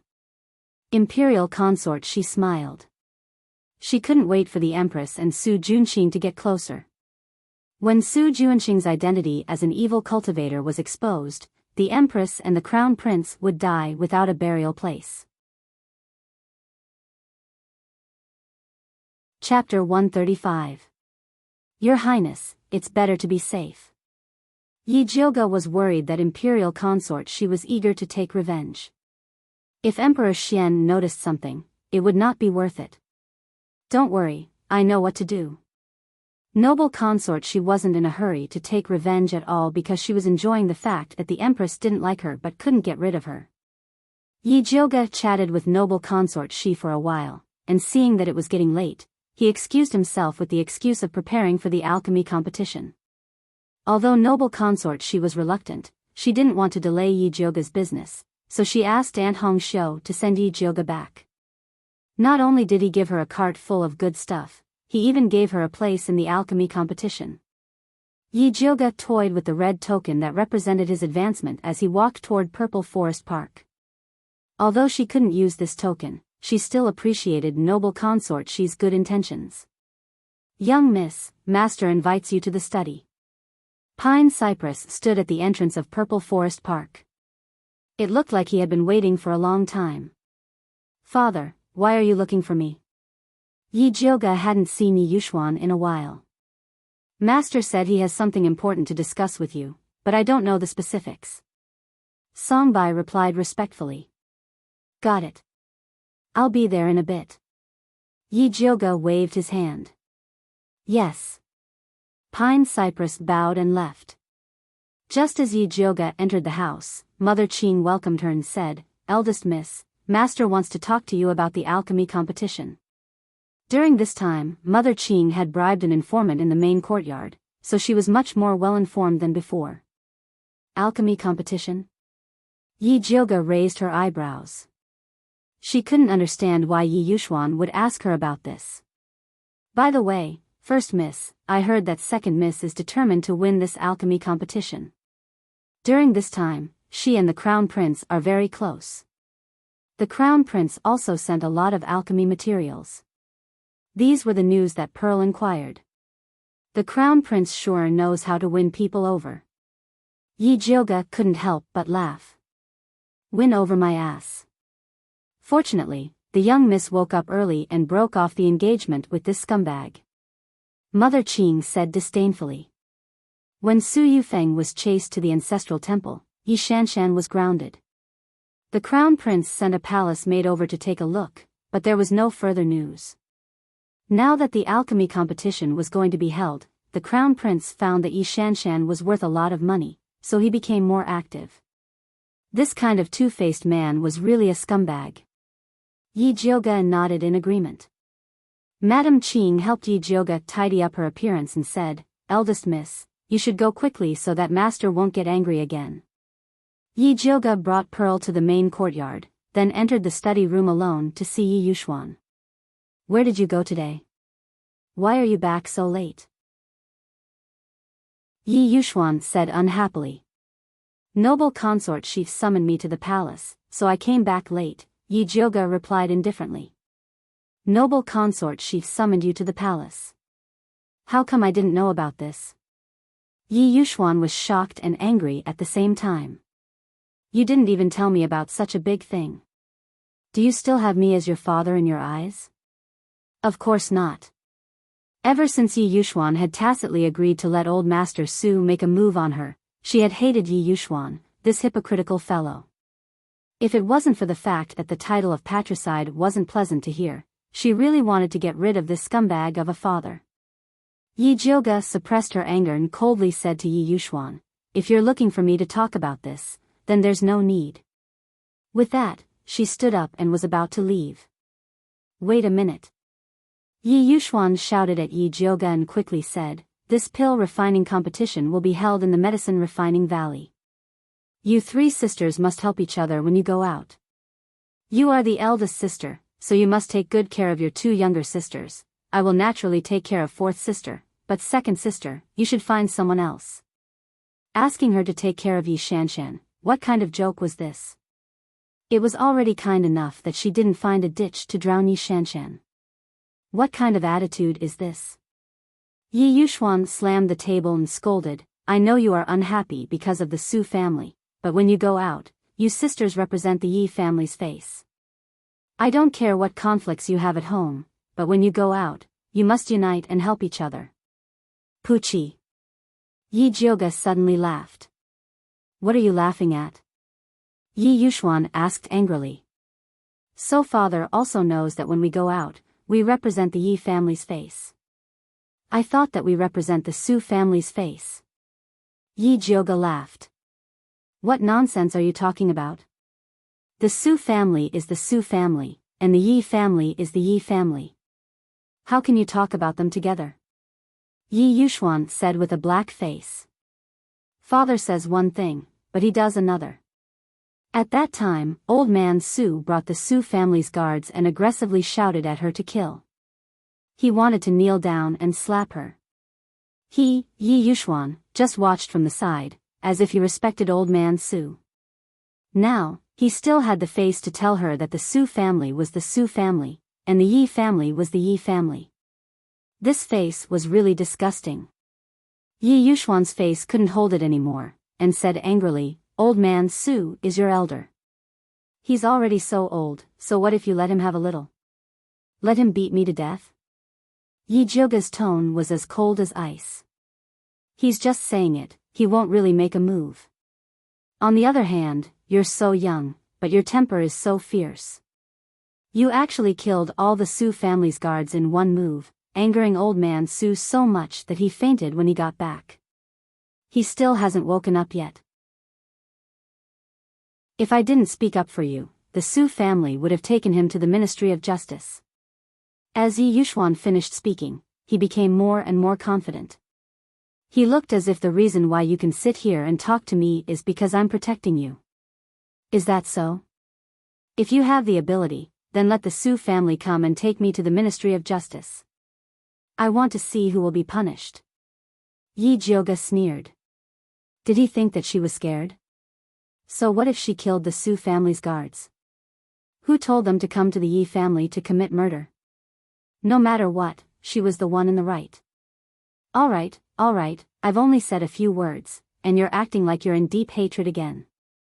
Yi Yuxuan looked at Yi Jioga's face and said impatiently. Although this face was similar to Yun Jiaojiao's, her personality was the complete opposite. Yun Jiaojiao had a gentle personality and was obedient to him. She never disobeyed his wishes. Yi Jioga's personality was unyielding, like a raging fire.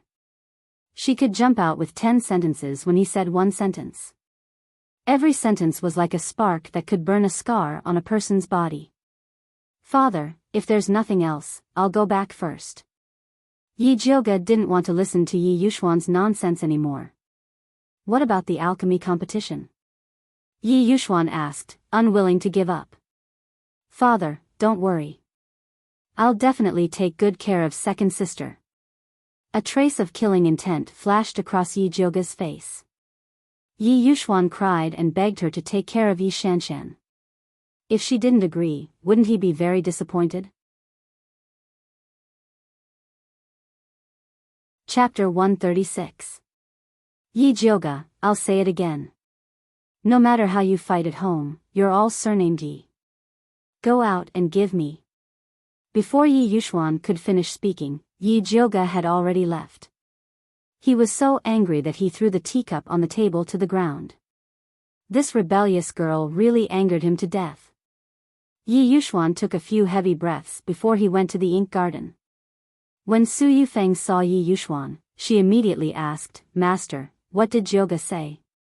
What else can I say? Of course I don't want to, Yi Yuxuan said snappily. He knew that with Yi Jioga's bad temper, he wouldn't agree. However, Su Yufeng did not believe him and insisted that he give it a try. Jioga, that child, why doesn't she know that lips and teeth depend on each other? Which family doesn't have conflicts with each other? But when you go out, others will think that you are a family. If a family doesn't help each other, how can others look up to you? Su Yufeng said resentfully. Ever since Gong Shifan stood up for Yi Jioga, she had always wanted to rope in the Gong family. But by the time she inquired about Gong Shifan's address, he had already left. She heard that the Gong family would be sending people over for the alchemy competition, so she wanted Yi Jioga to bring her daughter to visit the Gong family. With his daughter's character, appearance, and aptitude, she would definitely impress the Gong family. Alright, what's the use of saying this now? You should keep Shan away from that rebellious girl, so as not to be harmed by her. Yi Yuxuan thought of Yi Jioga's gaze just now and felt a bit stifled in his heart. Yes. Su Yufeng nodded her head perfunctorily. Since Yi Jioga's path wasn't going to work, she could only start with Yi Rui. It seemed that he would have to let Shanshan visit Yao Guang Garden some other day and properly rope in Yi Rui, that little maid. At this time, Yi Jioga was talking to Yi Rui about the pill refining competition. This time, when we go to the alchemy competition together, Yi Shanshan will definitely try to rope you in. This mother and daughter pair are extremely thick-skinned, you have to be careful. To be honest, Yi Jioga admired Su Yufeng and her daughter. There were such strange people in this world. I stabbed you a few times but you didn't die, yet you still have the cheek to say that I spared your life on purpose. You should be grateful that you didn't die. I don't want to talk to her. Yi Rui pulled a long face and her eyes were filled with hatred. Rui, she is your second sister after all. If you don't give her face in front of outsiders, I'm afraid that others will say that you are wrong. Fifth Enyang knew that gossip was a fearful thing. I don't care what others say. Yi Rui's face was taut with anger. She would rather be criticized to death than be close to Yi Shanshan. Don't be afraid, I'm here. No matter who he was in front of, Yi Jioga didn't plan to give Yi Shanshan face. Yi Rui nodded her head vigorously. She knew that big sister would definitely stand on her side. Yi Jioga then tested Yi Rui's homework.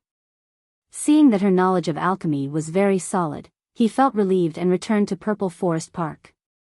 Eldest Miss, what did Master say to you? Mother Qing brought a cup of hot tea over.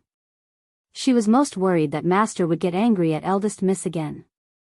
Nothing much, just a bunch of nonsense. After Yi Jioga sat down, he slowly drank a mouthful of tea and asked, I heard that you brought Hua Dai and Yu Dai to open their bones. Did it go smoothly? It went very smoothly. Hua Dai and Yu Dai both have grade 7 spirit bones. The bone opening medicine that Eldest Miss gave us is indeed powerful. Mother Qing said excitedly. One must know that bone roots were also divided into high, middle, and low grades. Grade 9 to grade 7 was high grade, grade 6 to grade 4 was intermediate grade, and grade 3 to grade 1 was low grade. With Hua Dai and Yu Dai's aptitude, if they were to use normal bone opening medicine, they would at most be intermediate grade. Not bad, a grade 7 spirit bone's cultivation speed is very fast. If they encounter some great opportunity, they might even be able to improve further. When Yi Jioga touched the bones, he already knew the result. Eldest Miss can just bring them to participate in the alchemy competition. Although the two servant girls' bone roots were not bad, they were not spirit practitioners after all, so they couldn't reach the style that she wanted. Sigh, if the old master was still here, he would definitely be able to find servant girls with spirit roots to serve eldest Mississippi. Hua Dai and Yu Dai are already very good. Yi Jioga didn't think that having spiritualists as maids would make them superior. After she put down the teacup, she walked towards the alchemy room, preparing to refine some higher grade tranquil heart pills, lest she fell into Su Juanqing's trap again. Your ordinary clear heart pills are useless against Su Juanqing's bewitching art. The purple deceased sword gradually revealed itself. It wrapped its tail tightly around Yi Jioga and said coldly, "Today, Su Juanqing made a move at the last minute to awaken you. If he had made his move after making his move, it would not have been so easy for you to escape. Then what pill is useful?" Yi Jioga frowned. If she had known that Su Juanqing would become so powerful after eating Su Hansen, she definitely would not have let Wan Xiang and Yi Yu find trouble with Su Hansen.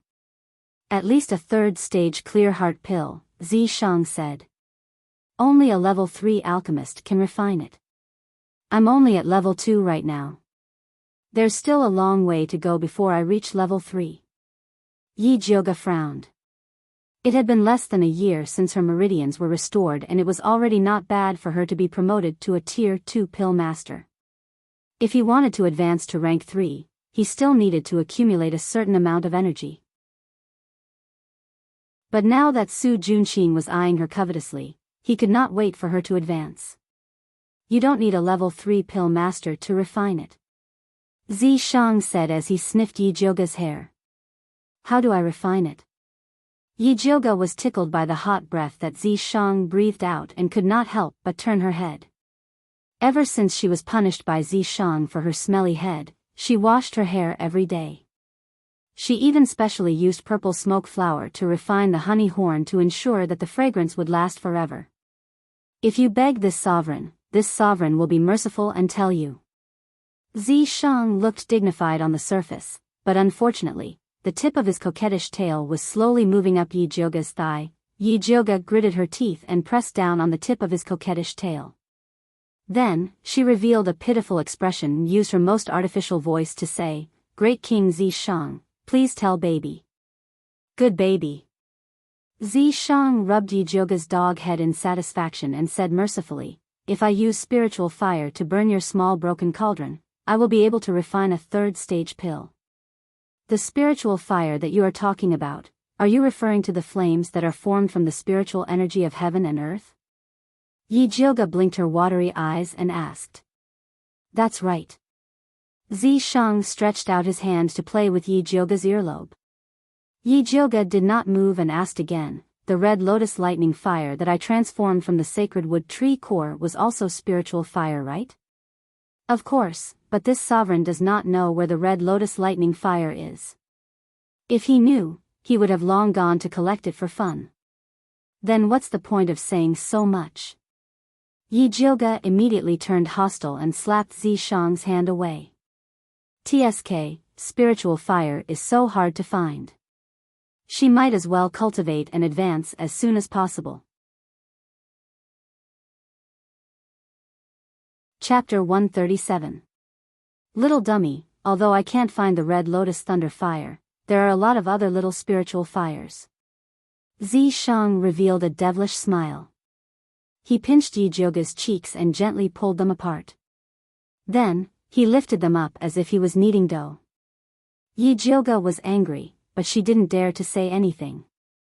In order to get the spiritual fire, she put down her pride and shouted flatteringly, Zishang, great king, please take me to find the spiritual fire.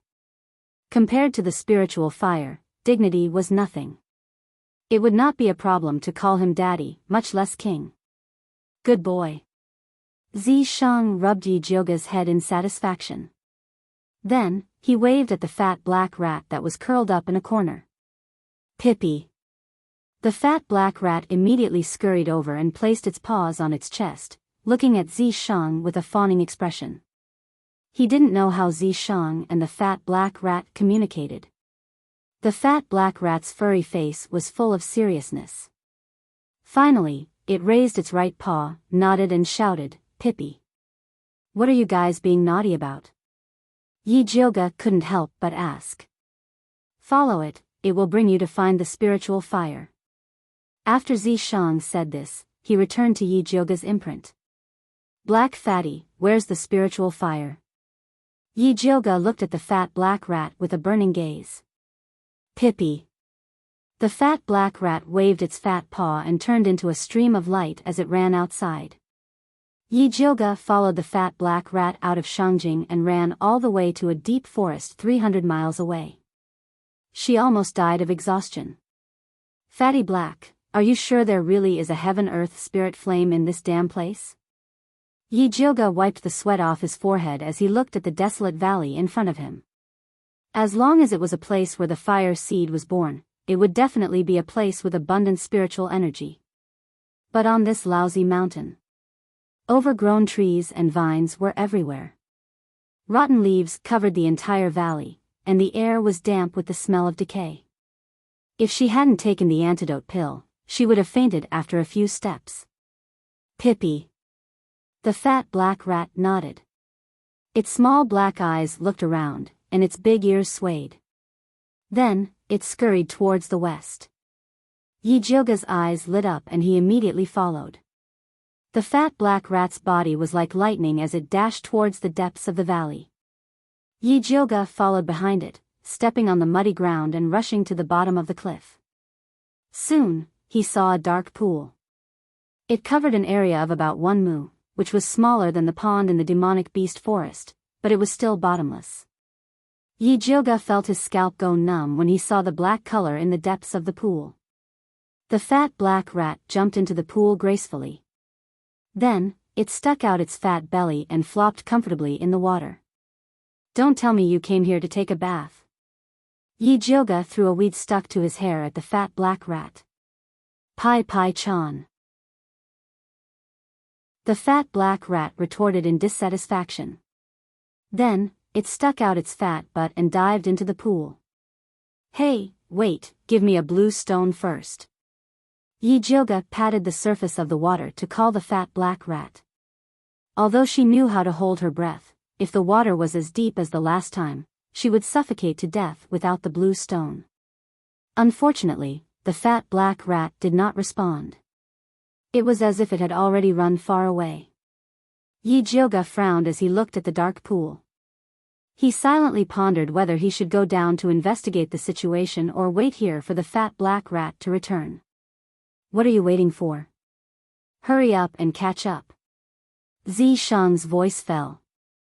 Yi Jioga's butt hurt. Her body involuntarily fell into the pool and she almost choked to death. She awkwardly floated to the surface. Wiping the water droplets off her face, she scolded the mark on her hand. Are you crazy? He actually dared to kick her into the water. I did it for your own good. Zishang's voice was lazy, without a hint of remorse. Thank you, but I don't need it. You can keep it for yourself. Yi Jioga spat at the mark and swam towards the shore. Treasures don't wait for people. If you don't follow me, forget about the spiritual fire, even that fat black rat will run away. Zishang said coldly. If it runs, then it runs. Who cares? Although Yi Jioga said that, she was still reluctant to let go of the fat black rat that she could refine into Dan poison. After thinking for a while, she held her breath and dived towards the bottom of the pool. As she dived, she found that this pool was even colder than the lake in the demonic beast forest. The strangest thing was that there were no fish swimming in this pool. Logically speaking, there should be a lot of fish living in this deep mountain pool where no one hunted. Unless something had eaten all the creatures in the pool. Her heart skipped a beat. She felt uneasy for some reason. The air in her lungs was getting thinner and thinner. If she dived any further, it would be very dangerous. Although the spiritual fire was important, her life was even more important. Yi Jioga decisively turned around and wanted to return to the shore. At this moment, a dangerous aura suddenly came from the dark depths of the pool. The water flowed quickly, as if something was quickly approaching her. In the next moment, an ugly and bumpy face with sharp teeth appeared in front of her. It was actually a second-rank demonic beast, the iron-skin crocodile. This type of crocodile was extremely savage. There would be no living creatures in the waters where it was. The iron skin on its body was indestructible. Its hard and sharp teeth could bite through rocks. It could be said to be the overlord of the water. Yi Jioga was a dragon on the shore but a worm underwater. There was no way she could fight against this iron-skin crocodile. However, in this situation, she couldn't run away. She could only face it head-on. Yi Jioga took out the Thunder Snake illusionary whip from her waist and infused it with spiritual energy to whip the crocodile. Although the Thunder Snake illusionary whip turned into purple lightning in the water, it still accurately landed on the iron-skin crocodile. The iron-skin crocodile trembled in pain. Its eyes revealed a fierce glint. It swung its thick tail and pounced towards Yi Jioga like an arrow. Yi Jioga whipped the iron-skin crocodile's bloody mouth again. Using the rebound force, she slid backwards and dodged this attack. The black-skin crocodile felt pain after being hit by the Thunder Snake illusionary whip. It became even more berserk. It opened its mouth and spat out a water column. Yi Jioga felt a dull pain in her chest from the waves. She lost her balance and knew that she couldn't continue fighting with the iron-skin crocodile. She had to settle this quickly. Yi Jioga raised the Thunder Snake illusionary whip again and stuck her finger into the snake's head. There were 2 snake teeth inside. Sucking blood could unlock the demon artifact seal. However, it could only be unlocked once a day. Unlock, Thunder Snake Demon Artifact. Yi Jioga muttered in her heart. After sucking blood, the snake's eyes lit up and instantly released a terrifying aura. It was like a starving beast that had been imprisoned for a long time and wanted to devour all living things. The iron-skin crocodile originally wanted to swallow Yi Jioga into its stomach. After feeling the bloodthirsty aura from the Thunder Snake illusionary whip, it swung its tail and wanted to escape. The Thunder Snake illusionary whip suddenly expanded and turned into a slender silver poisonous snake. In an instant, it pierced through the iron-skin crocodile. The iron-skin crocodile's body exploded. Blood dyed the entire water. The Thunder Snake illusionary whip swam in the water and greedily devoured the blood. With the crisis averted, Yi Jioga relaxed. She found that the oxygen in her lungs was getting less and less. If she couldn't breathe in fresh air, she would suffocate to death. Chapter 138. Little dummy, can't you tell me if you want to transfer chi to me? Zishang showed up in the water and leisurely swayed his long black snake tail, protecting Yi Jioga by his side. His jade-like skin emitted a faint light. His originally handsome face was like a mandala in full bloom in the water, beautiful beyond compare. Especially those purple eyes, which shone like the most beautiful crystal, revealing a sharp light that looked down on everything. He was so beautiful that he was like the god of water, illuminating the whole dark and bloody water. Even though Yi Jioga was used to Zishang's beauty, she still couldn't help but be fascinated. Do you want it? Zishang smiled. Of course. Yi Jioga was about to suffocate to death. How could she care about propriety and shame anymore? She grabbed Zishang's arm and fiercely bit it. She wanted to stick her tongue in and tie it with his tongue so that he couldn't abandon her. Zishang was very satisfied with Yi Jioga's enthusiasm. The long snake tail wrapped around her body tightly, holding her and sinking to the bottom of the water.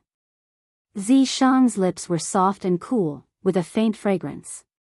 It was simply irresistible. After Yi Jioga recovered from the extreme suffocation, she only felt satisfied, dizzy, and weak all over. She actually had a strange pleasure. No wonder some perverts like to play suffocation. It was really special, but she definitely didn't want to try it again. At this time, they had already sunk to the bottom of the water. In front of them was an extremely gloomy water channel with a strange smell. This dark and bottomless water channel should be very scary, but because of Zishang's beauty, Yi Jioga completely ignored this gloomy environment. In her eyes, there was only Zishang's charming purple eyes, straight nose, red lips, and the beautiful and mysterious demon tattoos on his body. Yi Jioga didn't know that in Zishang's eyes, she was also like a white lotus that was blooming, beautiful, enchanting, and extremely moving. This water channel was very long. After half an hour, Yi Jioga began to suffocate again and had to go to Zishang for help. Their bodies were entangled, one up and one down, rising and falling in the water, with indescribable ambiguity. The originally simple transfer of qi gradually became a little strange. Yi Jioga could clearly feel that Zishang was flirting with her. At first, the soft tongue of the snake only swept across her sensitive upper jaw tentatively. Sensing that she didn't avoid it, he began to be bold and unbridled, inviting her little tongue to wander. Yi Jioga actually refused to mess around in the water. What if he was accidentally sucked dry by the purple deceased sword?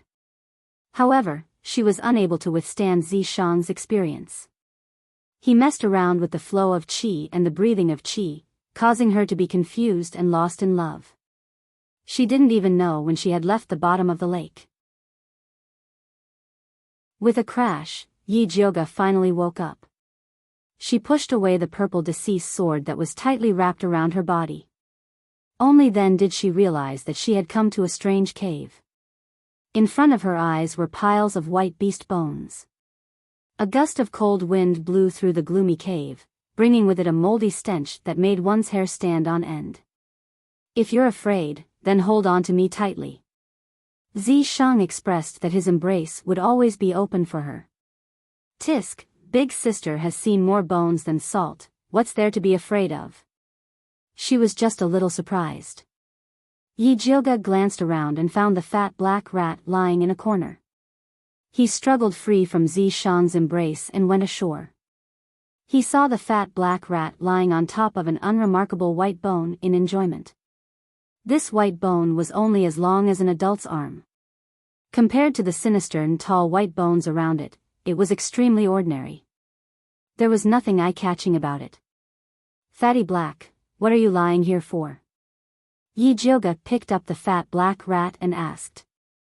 The fat black rat ignored Yi Jioga and looked at the purple deceased sword that was slowly moving over.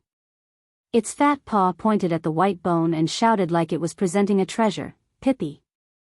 The purple deceased sword's cold purple eyes swept across the white bone and said indifferently, "Not bad." Yi Jioga's heart moved. Something that could attract the purple deceased sword's attention was definitely not an ordinary item.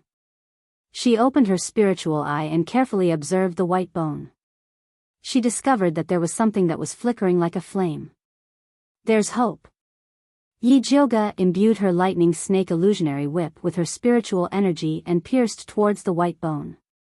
A wisp of cold white ghost flame came out from the cut. It was actually a third-grade ghost flame, white bone flame. Even though this ghost flame's grade was not high, it had its own unique points that young flames could not compare to. The ghost flame was born from a 1,000-year-old pile of white bones. It could absorb all kinds of resentment, yin qi, and ghost qi. Its unique yin qi attack was extremely terrifying. Those that were burned by the ghost flame would fall sick as if they were possessed by a ghost. Other than that, this ghost flame could be used to refine all kinds of yin spiritual pills and ghost spiritual pills. It would have an extremely strong effect. For an assassin like Yi Yu who was hiding in the dark, if he could use these yin pills to cultivate, his cultivation would improve by leaps and bounds. Most importantly, the white bone flame could be upgraded. If it could be upgraded into the netherworld ghost flame, it would become an existence that was not inferior to the red lotus lightning fire. At that time, he would have the red lotus on his left, the netherworld on his right, and the lightning fire in the middle. How cool would that be? Even though the process of upgrading the white bone flame was extremely long as there was hope, there was nothing to be afraid of. I can absorb this flame, right? Yi Jioge looked at the burning white ghost flame excitedly. Of course, you can absorb it here. Zi Shang stood behind Yi Jioge to protect her. Yi Jioge suppressed the ecstasy in her heart. Her hands formed a spiritual attraction technique and was about to absorb the white bone flame. The white bone flame had stayed here for thousands of years. How could it be willing to be absorbed by someone? It turned around and wanted to escape. Come here. Yi Jioge shot out a spiritual light and forcefully absorbed it into her body. After Yi Jioge absorbed the white bone flame, her expression became even more serious. Absorbing it was only the first step. Taming it was the most important step. Yi Jioge began to use her spiritual energy to absorb the white bone flame. The white bone flame was still obedient at the beginning. It followed Yi Jioge's spiritual energy to her dantian. Next, she only needed to leave her divine sense imprint on the white bone flame to complete the taming process. At this moment, the white bone flame suddenly exploded with a bang. An incomparably cold yin qi burst out and quickly spread along the meridians in Yi Jioge's body. Yi Jioge hurriedly increased the strength of the suppression. The white bone flame also felt the danger. The flame rapidly swallowed and spat out waves of cold yin qi. Yi Jioge's spiritual energy was greatly consumed by the white bone flame struggle. At this speed, her spiritual energy would soon be completely exhausted. At that time, the white bone flame would lose its suppression. It would start to burn from within her body and directly burn her to ashes. Yi Jioge could not help but shiver. She was in a trance. Suddenly, layers upon layers of ghost shadows appeared in front of her. A cold wind blew and 10,000 ghosts cried. The door to the yellow springs slowly opened. Countless ghost claws grabbed Yi Jioge's ankle and pulled her towards the yellow springs. Yi Jioge felt her scalp go numb. She could not help but scream. Chapter 139. Zi Shang looked on coldly from the side. He had no intention of making a move. If he couldn't even subdue this small white bone flame, then there was no way he could subdue the red lotus lightning fire. When Yi Jioge sensed Zi Shang's disdain, he immediately sobered up and the evil fire in his heart flared up. It was fine if Zi Shang bullied her. You little wildfire dare to behave atrociously in front of me? Do you really think I'm a sick cat? Yi Jioge mobilized all of his spiritual energy. Inside his body, a silvery white mini lightning snake phantom whip was formed. The little thunder snake illusionary whip opened its mouth wide and was filled with killing intent. It was ferocious and greedy, like a vicious beast released from the abyss. It wanted to devour everything and be quiet. If you don't listen to me, I'll eat you. Yi Jioge's ruthless killing intent was transmitted to the white bone flame through the thunder snake illusionary whip without any obstruction. She already had a disobedient demonic weapon, the thunder snake mirage whip, so she didn't want to get another disobedient spiritual fire. After the white bone flame felt Yi Jioge's killing intent, it immediately shrunk into the shape of a small skeleton, hugging its knees and shivering in its dantian. Like a child being threatened by a bully. Yi Jioge knew that this was a sign of the white bone flame submitting to her, so she took the opportunity to place a divine sense imprint on the white bone flame. After successfully subduing the white bone fire, the extremely cold yin power just now turned into pure spiritual power, directly allowing her to advance from a rudimentary spiritualist to an intermediate spiritualist. It was indeed a treasure. Yi Jioge was delighted and stretched out her index finger. A wisp of eerie white flame rose, illuminating her face with a very strange sense of beauty. It was like a white lotus flower blooming in a pool of blood filled with white bones. The extreme black revealed the extreme white. This kind of beauty was even more holy and beautiful than that of a fairy from the ninth heaven. It could simply shake one's soul. Yi Jioga didn't know that he was walking further and further down the path of the white lotus. After she kept the white bone flame, she carefully inspected the white bone cave. Apart from a pile of iron skin crocodile bones, there was nothing else. It seemed that this cave was the burial chamber of the iron skin crocodile. Every iron-skinned crocodile who was ready to die would come here to rest in peace. If that was the case, there would soon be new iron-skinned crocodiles guarding the tomb. Thinking of this, Yi Jioga couldn't wait to leave. At this time, the thunder snake illusionary whip suddenly broke free from Yi Jioga's grasp. It transformed into a giant python, opened its mouth, and swallowed all the bones in the tomb. What's going on? Yi Jioga turned to ask Zishang. You eat meat, but can't it drink soup?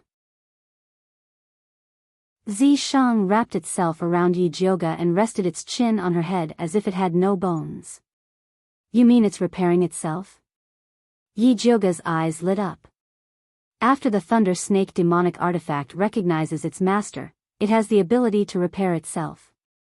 The white bones here can condense spirit fire and contain a lot of spirit force. It can repair the thunder snake illusionary whip's damaged parts. As Zishang explained, he tapped Yi Jioga's head with his chin. Although Yi Jioga's head was hurting from Zishang's pointed chin, when he heard that the lightning snake illusionary whip was about to advance, he was still grinning from ear to ear. No wonder spiritualists love to hunt for treasures, it's a profitable business indeed. This time, not only did she manage to subdue the white bone flame and successfully advance, she could also repair the demon artifact at the same time. What a great deal! After the lightning snake illusionary whip devoured all of the white bones, it returned to Yi Jioga's hand. The color of the snake scales on its body became more and more exquisite.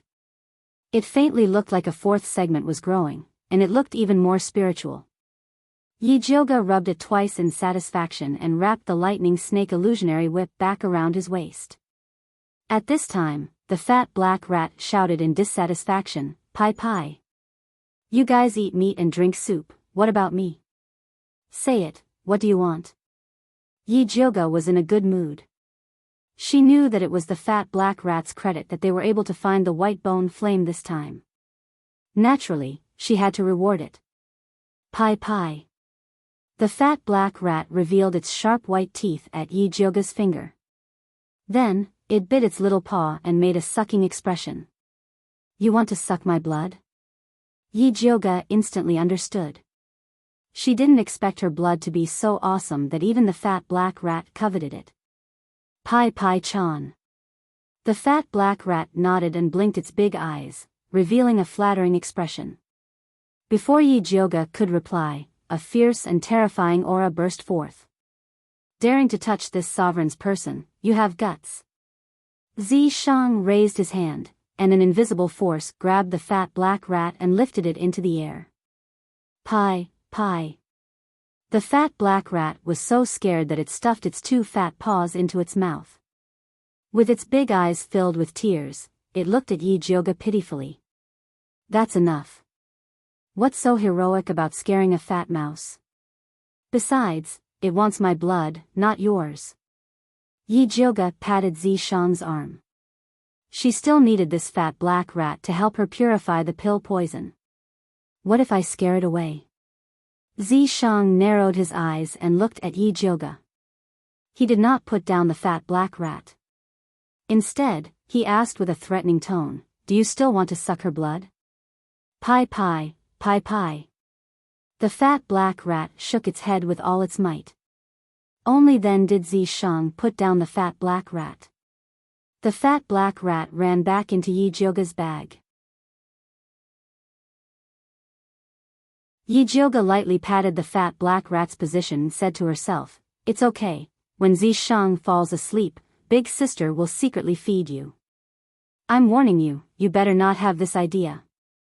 Zishang narrowed his purple eyes and said coldly, This spirit rat's origin is unknown. Before we find out its background, you better not get too close to it. It's just a fat black rat. What's there to worry about? Yi Jioga felt that Zishang was making a big fuss over a minor issue. This fat black rat was so weak. It did not have any attack power. What kind of storm could it cause? Don't forget the agreement between us. Every drop of blood on your body belongs to me. If you dare to act rashly, don't blame me for being impolite. Seeing that Yi Jioga still had a disapproving expression, Zishang's eyes flashed with a dangerous light. He hugged her and pressed her down on his lower abdomen.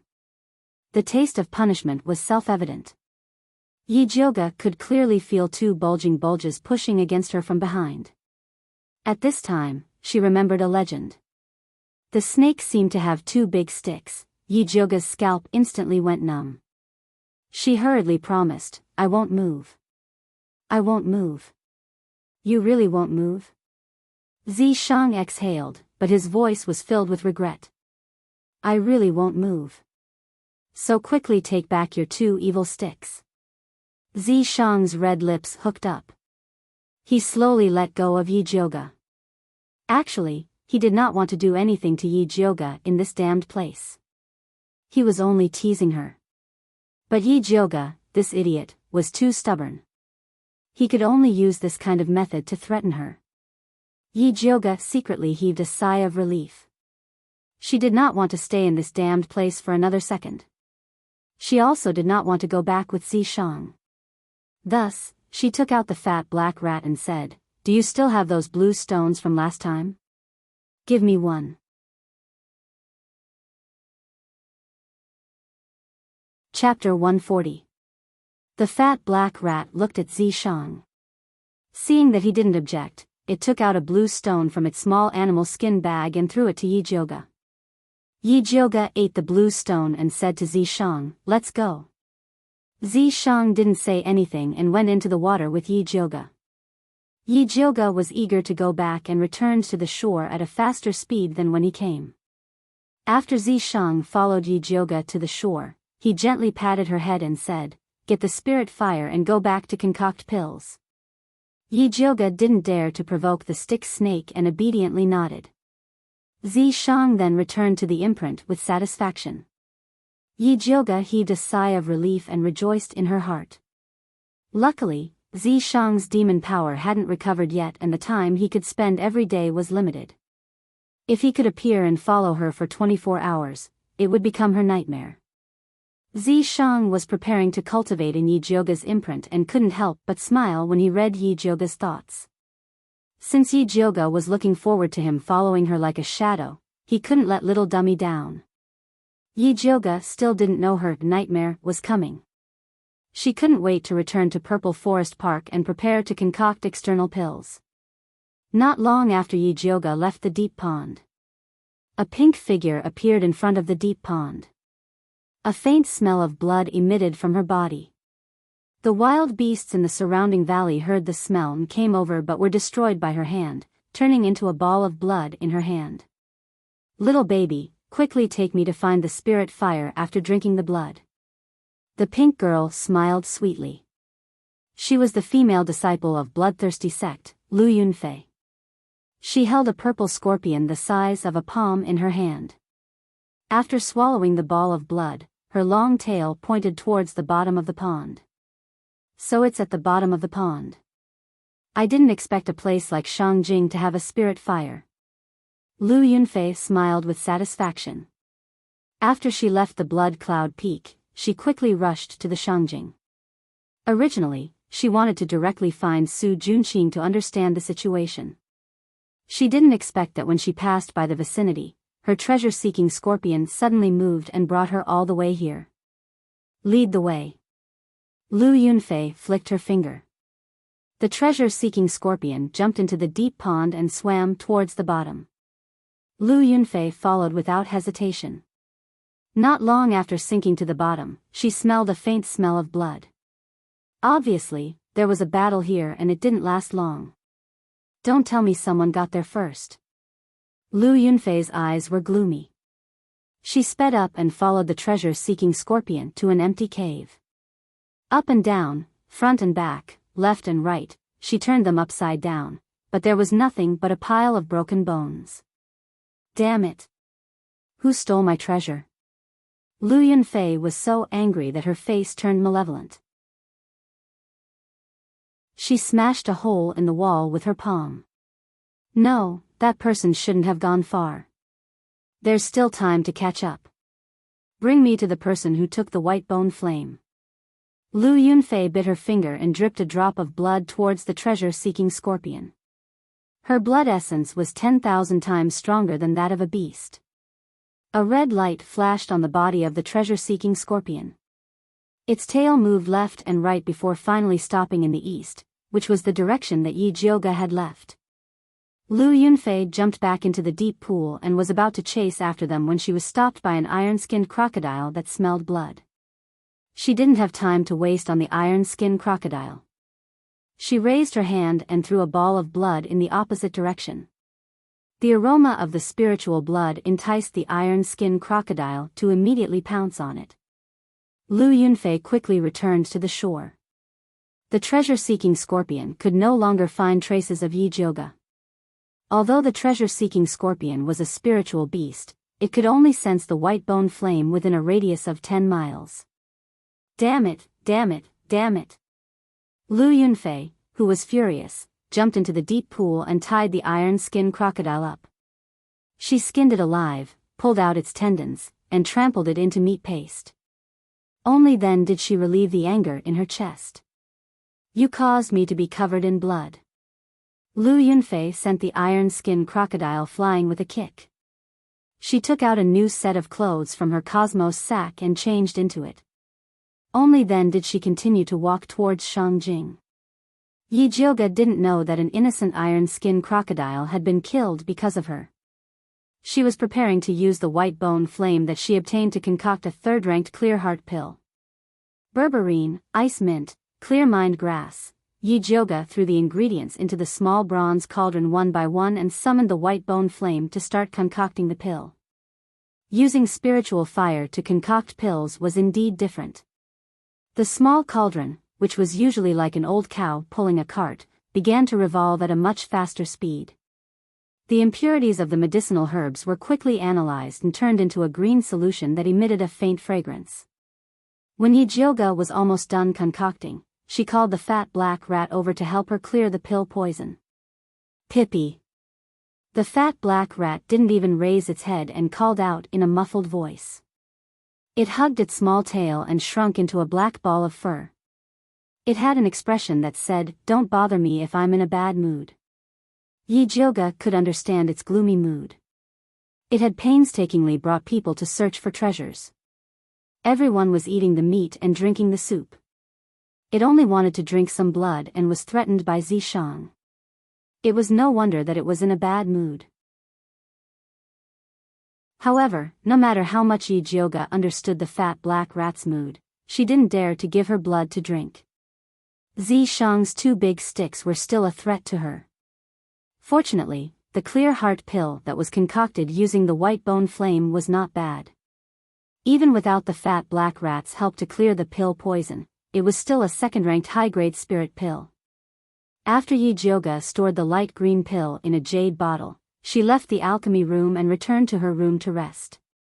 At this moment, she suddenly felt a faint fluctuation coming from the shadow beside the door. She stopped and said, "Yi Yu, why are you here? How did eldest miss find me?" Yi Yu revealed his figure, his handsome face full of surprise. Ever since he transformed into a shadow assassin, as long as he didn't reveal any flaws, no one would be able to find him. What do you think? Yi Jioga revealed an advanced smile. Yi Yu took a closer look and realized that Yi Jioga had advanced to an intermediate spiritualist. He cupped his hands and said, "Congratulations on your successful advancement, eldest Mississippi, thank you." Yi Jioga's rose-like lips curled up slightly and she smiled reservedly. Yi Yu felt a little dizzy from Yi Jioga's smile. He didn't know if it was because of the moonlight, but Yi Jioga looked especially beautiful tonight. She was like a fairy in the moonlight, so perfect that she didn't look like a real person. "It's so late, why are you looking for me?" Yi Jioga asked. "There's something I want to report to you." Yi Yu immediately restrained his intoxicated state and said seriously. "Then come in." Yi Jioga turned around and returned to the alchemy room. She called out to Yi Yu, "Sit anywhere you want." Yi Yu glanced at the messy alchemy room and felt that there wasn't even a place to stand, let alone sit. Yi Jioga rudely pushed the things on the stool to a corner and tried to make a clean space. "I'll just stand." Yi Yu quickly stopped Yi Jioga's violent demolition. "All right." Yi Jioga gave up on tidying up and turned around to ask, "Tell me, what's the matter?" This afternoon, a girl wearing a pink dress went to look for Su Junqing. Yi Yu said with a serious expression.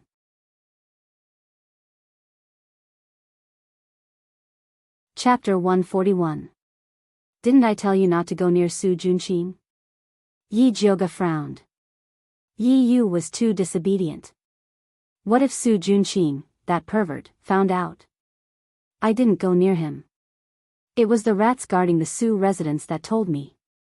Yi Yu quickly explained. Recently, in order to help Yi Jioga spread the message, he reorganized the dark forces in Shangjing. He didn't expect that those rats would regard him as their boss and take the initiative to help him spy on the Su residence. This news was sent back by those rats. "So that's how it is." Yi Jioga relaxed his expression and asked with some doubt, "What woman went to find Su Junqing?" Su Junqing had always been surrounded by thousands of flowers. He had never heard of a woman who dared to go to his door to find him.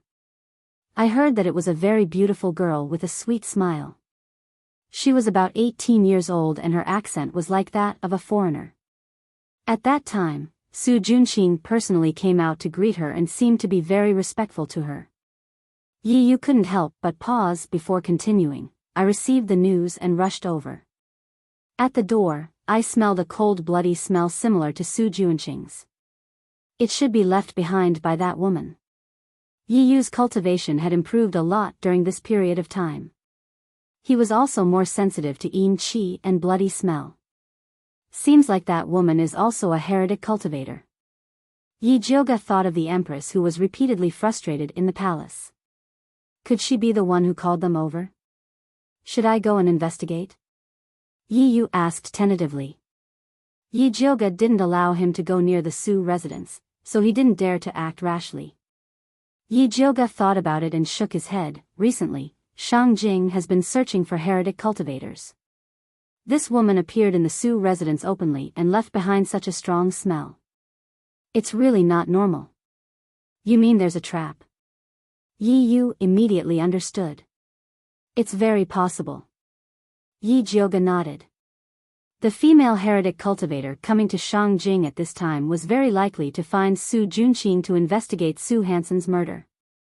Su Junqing took the opportunity to set a trap and used the female heretic cultivator to deal with them. Just when Yi Jioga and Yi Yu were guessing Su Junqing's purpose, Su Junqing was respectfully welcoming Lu Yunfei into his study. "Your place is not bad." Lu Yunfei looked at the elegant study in front of her and reached out to fiddle with the neatly arranged brushes. "Senior sister, please excuse me." Su Junqing wore a golden crown on his head and a white robe. He was cultured, elegant, and had an extraordinary bearing. He did not look like a bloodthirsty sect disciple at all. Lu Yunfei played with the ends of her black hair as her watery gaze fell on Su Junqing. Her small pink tongue couldn't help but lightly lick her lips. Su Junqing felt like a frog being stared at by a poisonous snake, and a layer of cold sweat immediately appeared on his back. Although he rarely returned to the bloodthirsty sect, he had heard a little about this senior sister who liked to collect the skin of beautiful women. He knew that in addition to being bloodthirsty, she had also cultivated some evil arts of harvesting yang to nourish yin. A few of the good-looking men in bloodthirsty sect had mysteriously died. The rest of the male disciples had their faces covered in dirt, keeping a respectful distance from her. Even bloodthirsty ancestor, who loved beauties, did not dare to have any ideas about Lu Yunfei. "Junior brother, why are you sweating so much?" Lu Yunfei moved closer to Su Junqing and placed her soft little hand on his shoulder. Her voice was as sweet as honey. It's probably because the weather is hot. Senior sister, you must be tired after a long journey. Why don't you have a drink to relieve yourself first? Su Junqing turned around without batting an eyelid and took out a long glass cup from a secret compartment in the study. It was filled with dark red blood and emitted a strong smell of blood. Under the dim yellow candlelight, it shone with a strange light. The spirit blood of an earth spirit root virgin. Not bad. Lu Yunfei reclined on the chair and continued to stare at Su Junqing. She was obviously more interested in him. Senior sister, you really know what's good. Su Junqing personally poured a cup for Lu Yunfei and said with a smile, Junior brother doesn't have anything good here.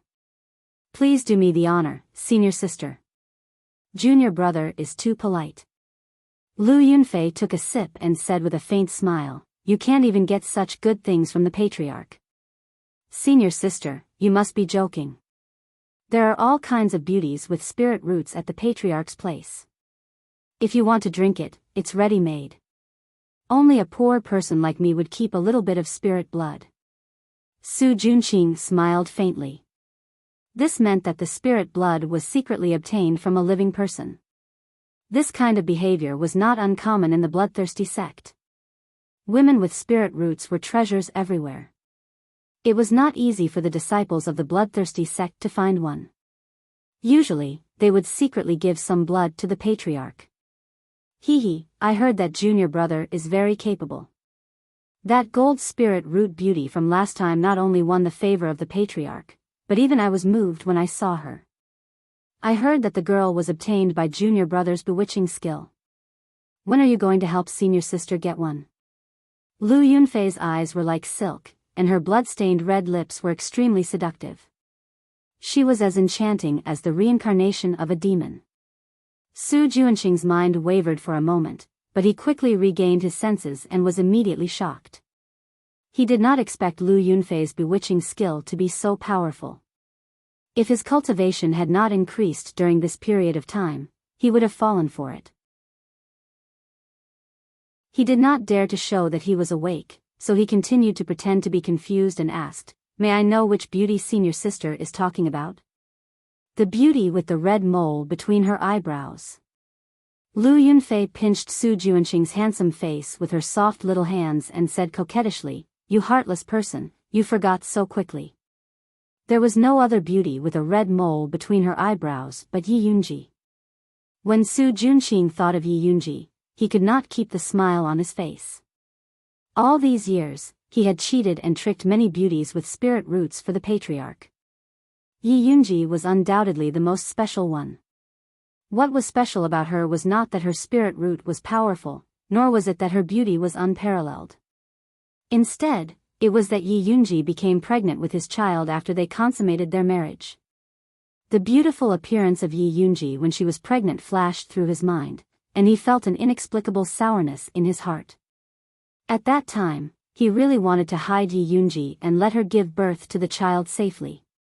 He did not expect that she would abort the child after learning that the Yi family was destroyed.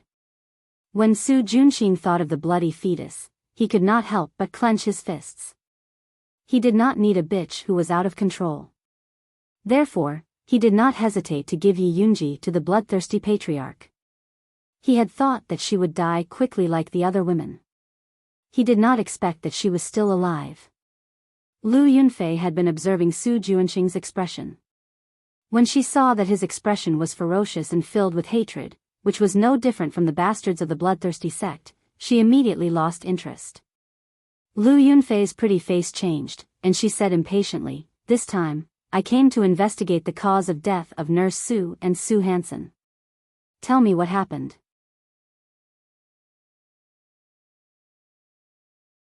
Chapter 142. Su Junqing did not understand why Lu Yunfei suddenly became hostile, but her cold face was much better than seducing him earlier, so he straightened his face and said, Wet Nurse Su and Su Hansen were killed by Yi Jioga, Wan Xiang, by Songling, and the others. Tell me, who are they? Lu Yunfei drank the spiritual blood with an indifferent look on her face. Su Junqing then explained the origins of Yi Jiuge and the other two. Yi Jiuge is Grand Master Yun's granddaughter, Wan Xiang is a rising star in the Ministry of Justice, and Bai Songling is Prince Dongling's confidant. Are you afraid that others won't know about the existence of us evil cultivators? Lu Yunfei's eyes instantly turned dangerous. Although she was arrogant, she was not brainless.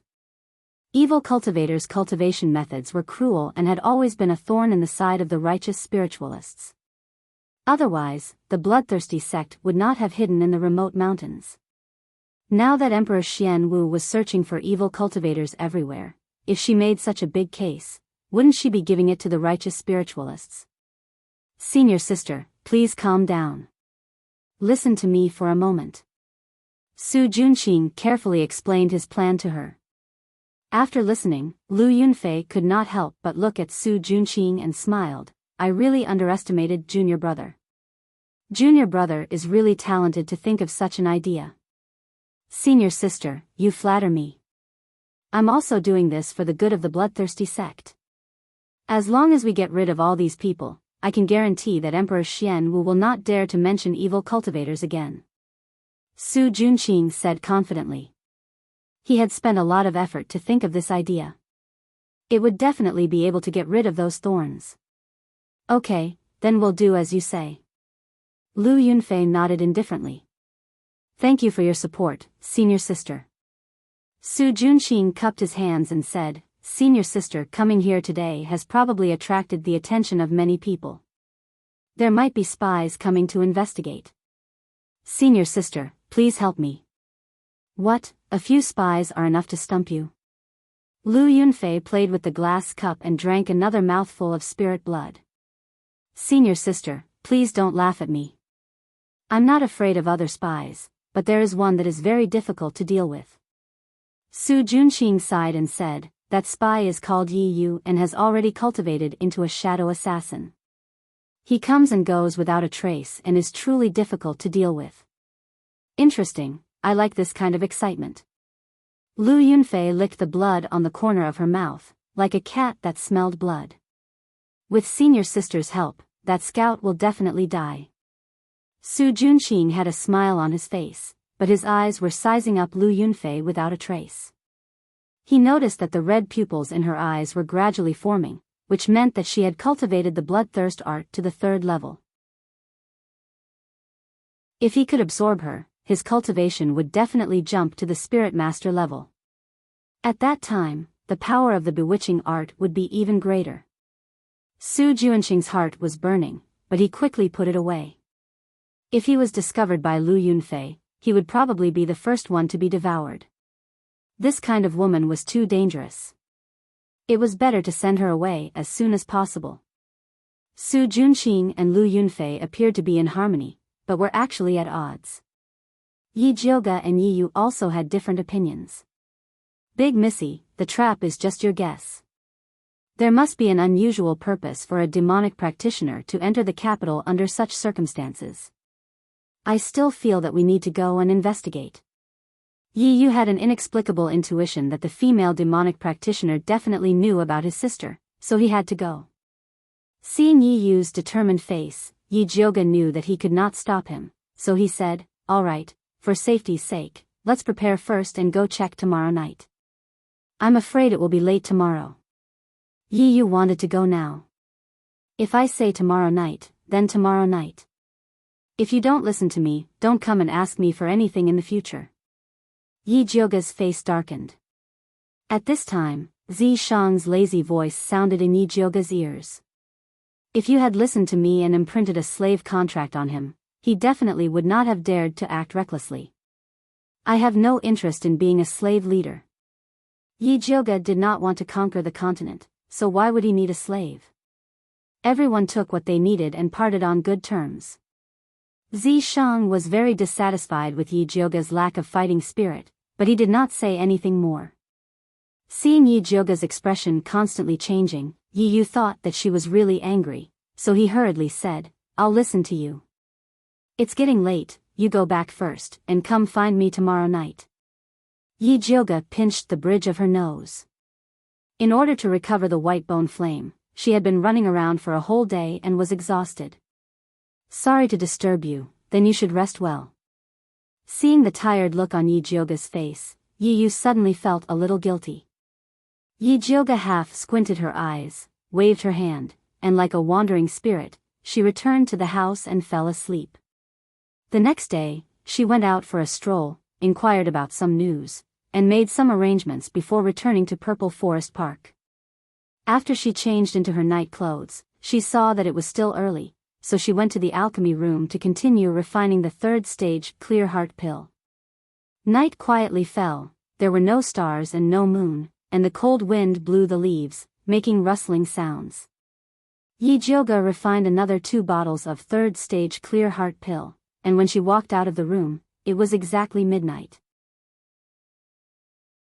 Yi Yu was already waiting in the courtyard, and said, "Eldest miss, the spy I placed in the Su residence reported that after that woman entered the Su residence, she was arranged by Su Junqing to stay in his study, and no one was allowed to enter or leave. Looks like Su Junqing is really afraid that we won't go find her." Yi Jioga smiled. Arranging a woman of unknown origin to stay in such a strange place like the study, as long as one was interested in the Su residence, they would not be able to resist investigating. "Eldest miss, why don't I go to the Su residence myself?" Yi Yu was not afraid of traps, but he was afraid of dragging Yi Jioga down. "Don't be silly, take this, before entering the Su residence, it can resist Su Junqing's bewitching spell." Yi Jioga threw the newly refined clear heart pill to Yi Yu. "Many thanks." Yi Yu took the pill, and once again rejoiced that he followed a pill master, so he did not have to worry about pills. Yi Jioga put on her mask, and quietly went to the Su residence with Yi Yu. Compared to the previous time when it was brightly lit, the current Su residence was much dimmer. Su Junqing's study is next to the main courtyard. Yi Yu stood in the shadows, and pointed to the brightly lit small courtyard in the middle. Yi Jioga glanced at the main courtyard, and then looked at Old Master Su's small building, and asked, "How is Old Master Su now? How else can he be? His descendants are filial, greet him in the morning and evening, and he is surrounded by servants. What a blessing." Yi Yu sneered. He hated everyone in the Su family, including Old Master Su. "Knowing that he is not doing well, then I am relieved." Yi Jioga smiled. Until now, the spirit doctors in Shangjing had not discovered that Old Master Su's coma was caused by a demonic technique, so there was no cure. Yi Yu deeply agreed with Yi Jioga's words, and softly asked, "Eldest miss, do we go now?" "No rush, wait a little longer." Yi Jioga shook her head, now was not the time to go in.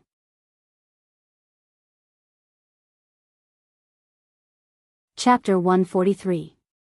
Yi Yu was a little confused. When he was about to ask Yi Jioga what was going on, he heard neat footsteps coming from the quiet street.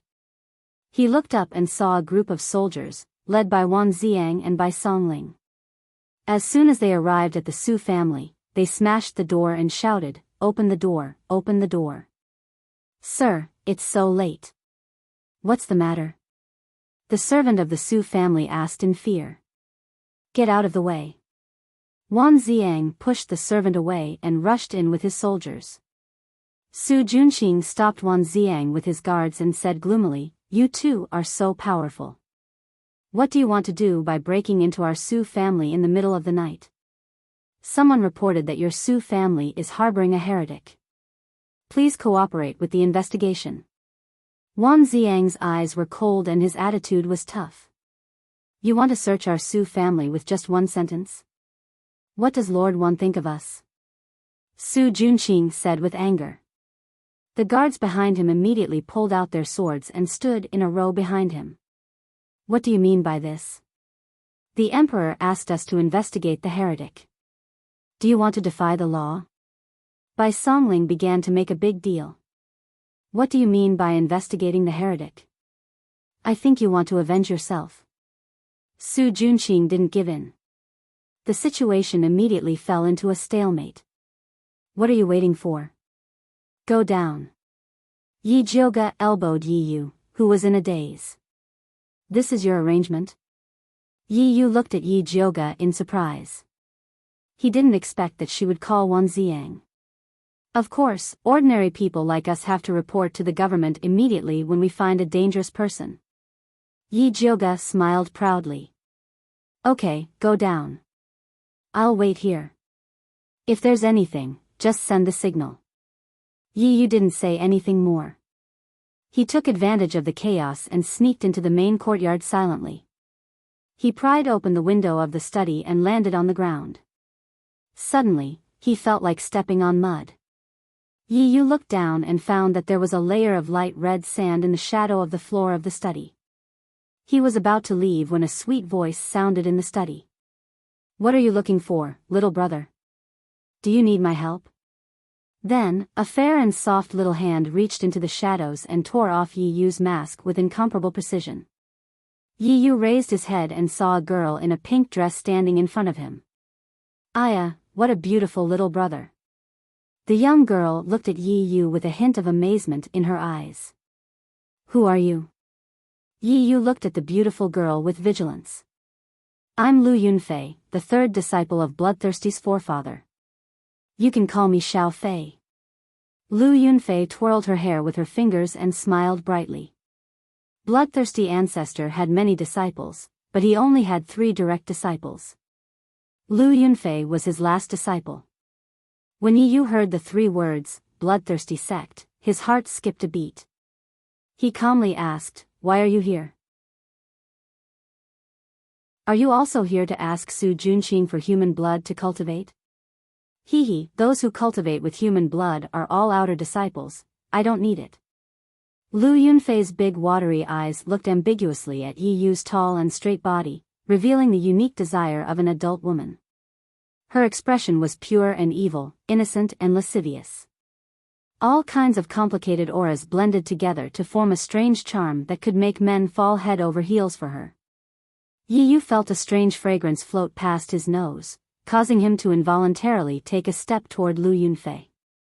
But soon, an ice-cold bitterness rushed from his stomach to his brain. Yi Yu immediately woke up and retreated into the shadows again. He cautiously asked, since you don't need human blood to cultivate, why are you in cahoots with Su Junqing? Don't you know he's a liar? What do you mean? Have you been tricked by him? Lu Yunfei blinked and asked curiously. I haven't been tricked by him, but he tricked a man from Bloodthirsty sect called Su Hansen into a secret room and killed him to extract his blood. Yi Yu's mouth twitched and revealed a disdainful smile. He looked as if Bloodthirsty sect was full of idiots. What did you say? Su Hansen was killed by Su Junqing? Lu Yunfei's expression froze. She didn't expect to hear such news from Yi Yu.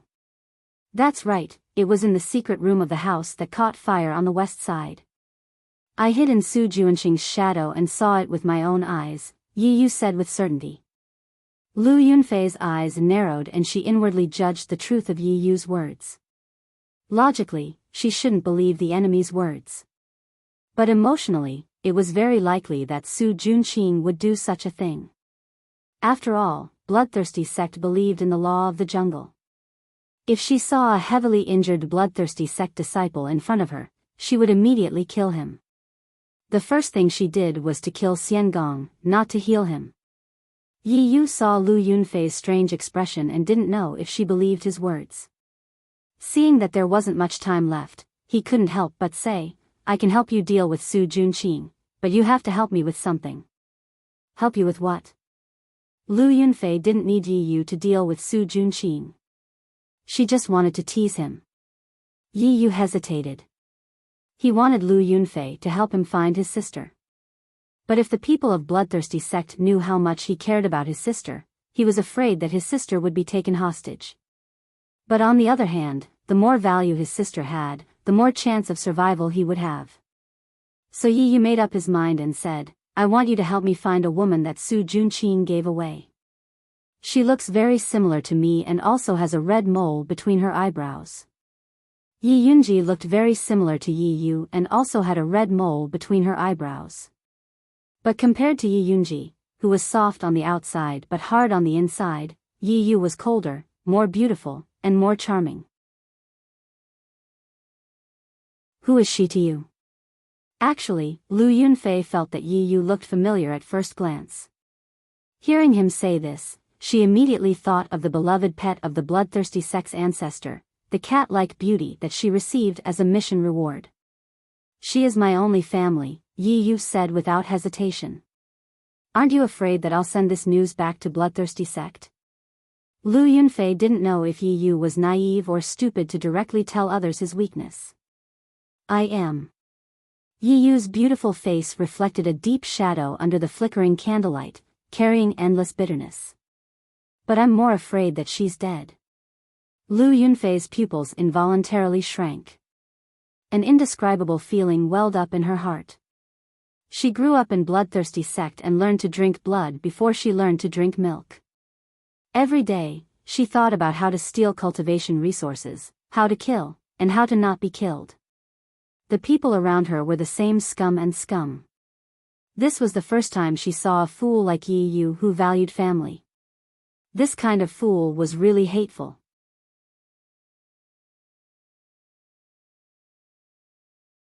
Chapter 144. Lu Yunfei's nails pierced into her palm, but her face revealed an incomparably sweet smile as she said, "All right, you help me deal with Su Junqing, and I'll help you find my sister. How are we going to contact each other?" "I'll come find you." Although Yi Yu made a deal with Lu Yunfei, he did not trust her. "But I won't be staying here for long." Lu Yunfei pouted. "Where are you going?" Yi Yu asked. "I'm going to the medicine refining valley. In 10 days, there will be an alchemy competition there. I'll see you then." Lu Yunfei smiled as if she was meeting her lover. Medicine refining valley, alchemy competition? Why are you going there? Yi Yu immediately asked. "Hee, you'll know when the time comes. But the next time we meet, you'll be mine." Lu Yunfei's figure gradually disappeared in the air, leaving behind only a hint and a declaration in the empty study. Yi Yu furrowed his brows and carefully searched the study. Other than a few bottles of human blood in a secret compartment, there was nothing else. Lu Yunfei was also nowhere to be found. At this time, the quarrel outside was getting more and more intense. Yi Yu was worried that Wan Ziang could not withstand the pressure from Su Junqing, so he could only leave unwillingly. Yi Jiuge had been paying close attention to the movements in the study. When he saw Yi Yu come out, he blew the signal that he had agreed with Wan Ziang. Wan Ziang received the signal to retreat, so he coldly said to Su Junqing, "Since young Master Su refuses to accept our investigation, we can only report this matter to the Emperor."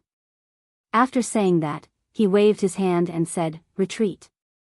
Young Master Su, think about how to explain this to the Emperor." Bai Songling pretentiously flicked his sleeves and swaggered away with Wan Ziang. Su Junqing's eyes were filled with endless hatred as he watched them leave. If grandfather was still here, these guys would definitely not dare to be so arrogant. Su Junqing couldn't help but take a deep breath when he thought of his grandfather who was still in a coma. After completing the task given to him by the ancestor, he would ask the ancestor for a favor and ask him to send someone to see what was going on with grandfather. However, this was all in the future. Right now, he had to deal with Lu Yunfei first. Su Junqing calmed himself down and returned to the study. Lu Yunfei was currently reclining on a chair by the window. The moonlight cast a faint layer of light on her bewitching face. She held a glass cup filled with bright red blood in her fair and tender hand. She would take a sip from it from time to time, looking very satisfied. "Senior sister, I'm really sorry to have disturbed you. However, as you can see, junior brother's current situation is really difficult. Please help me out, senior sister." Su Junqing looked at Lu Yunfei with deep affection. He could not wait for her to immediately take down Wan Ziang and the others. "I just heard something very interesting." Lu Yunfei stared at the spiritual blood in the glass cup and said indifferently, "I heard that junior apprentice brother Su Hansen wasn't killed by anyone, but was eaten by you to cultivate. Is this true?" Absolutely not, no matter how bold I am, I wouldn't dare to do such a thing. Su Junqing was shocked in his heart and repeatedly cried out his grievances. At that time, he was worried that the increase in his cultivation would arouse suspicion. Thus, he devoured Su Hansen to cultivate the bewitching art. As long as he did not use the bewitching art, no one would notice anything strange. I don't care how Su Hansen died. However, if someone wants to use me as a chess piece, then they have to see if they have the ability to do so. Lu Yunfei swung her hand and the spiritual blood in the glass splashed onto Su Junqing's face. The wet and sticky blood covered his face, but he did not dare to move. Little fellow, you're still too inexperienced to fight with me. Lu Yunfei gracefully walked in front of Su Junqing and used the glass cup to pat his face. She sneered, tomorrow, I will set off for the Medicinal Refinement Valley. If there is any mistake in the task given by the old ancestor, you can bring your head to see me. Yes. Su Junqing bowed deeply and looked at Lu Yunfei's pink dress as it flashed past his eyes. Deep in his eyes, there was an unconcealable hatred. Outside the Su residence, after Yi Jiuge and Yi Yu met up, they secretly went to Wan Xiang and Bai Songling's residence. Bai Songling and the rest were already waiting inside. The moment they saw Yi Yu, they asked impatiently, Yi Yu, you've been in there for so long. Did you find anything? I saw that female heretic cultivator called Lu Yunfei. Yi Yu told them about his conversation with Lu Yunfei. However, he did not mention anything about his sister and only said that Lu Yunfei would meet him at the Medicinal Refinement Valley. Looks like their target this time is the alchemy competition. Brother Wan, I think you should find someone to inspect the Medicinal Refinement Valley, especially the places that the Crown Prince set up.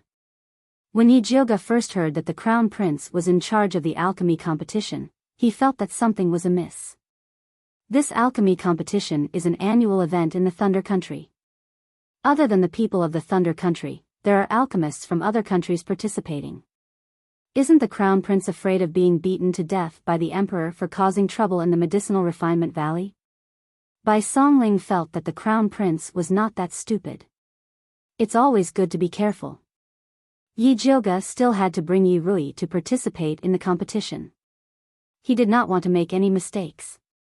Alright, I'll go check tomorrow. Wan Xiang nodded and looked at Yi Yu. Do you want to come with me?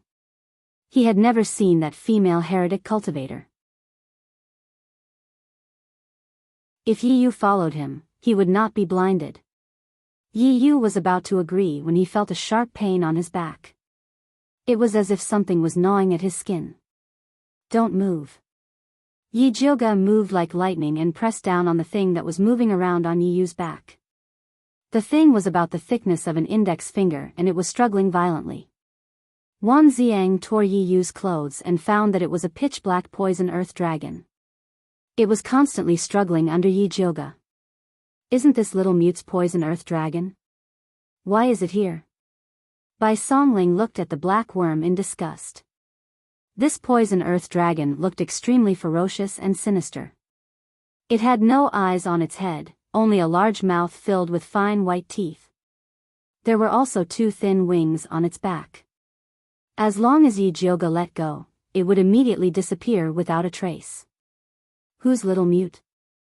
Wan Xiang immediately frowned. He had been going out early and returning late recently.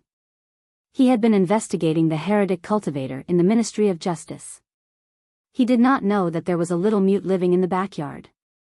Its young mistress who hired him to help raise the worm. Bai Songling explained little mute's background in detail. Can this person be trusted? Wan Xiang looked at the poison earth dragon that was constantly struggling in Yi Jiuge's hands. This thing suddenly attacked Yi Yu while they were having a secret discussion. No matter how he looked at it, it was not normal. If you don't trust him, then let's ask him face to face. Yi Jiuge did not believe that little mute was a spy.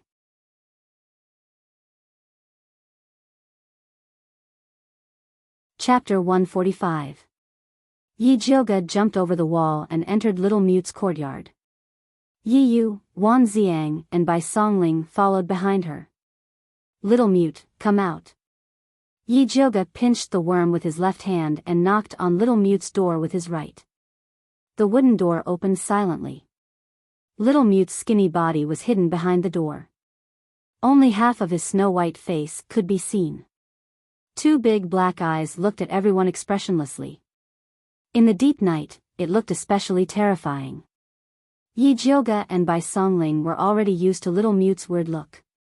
This was the first time Wan Ziang and Yi Yu saw it, so they couldn't help but stare at Little Mute vigilantly. Little Mute didn't even look at Wan Ziang and Yi Yu, the two outsiders.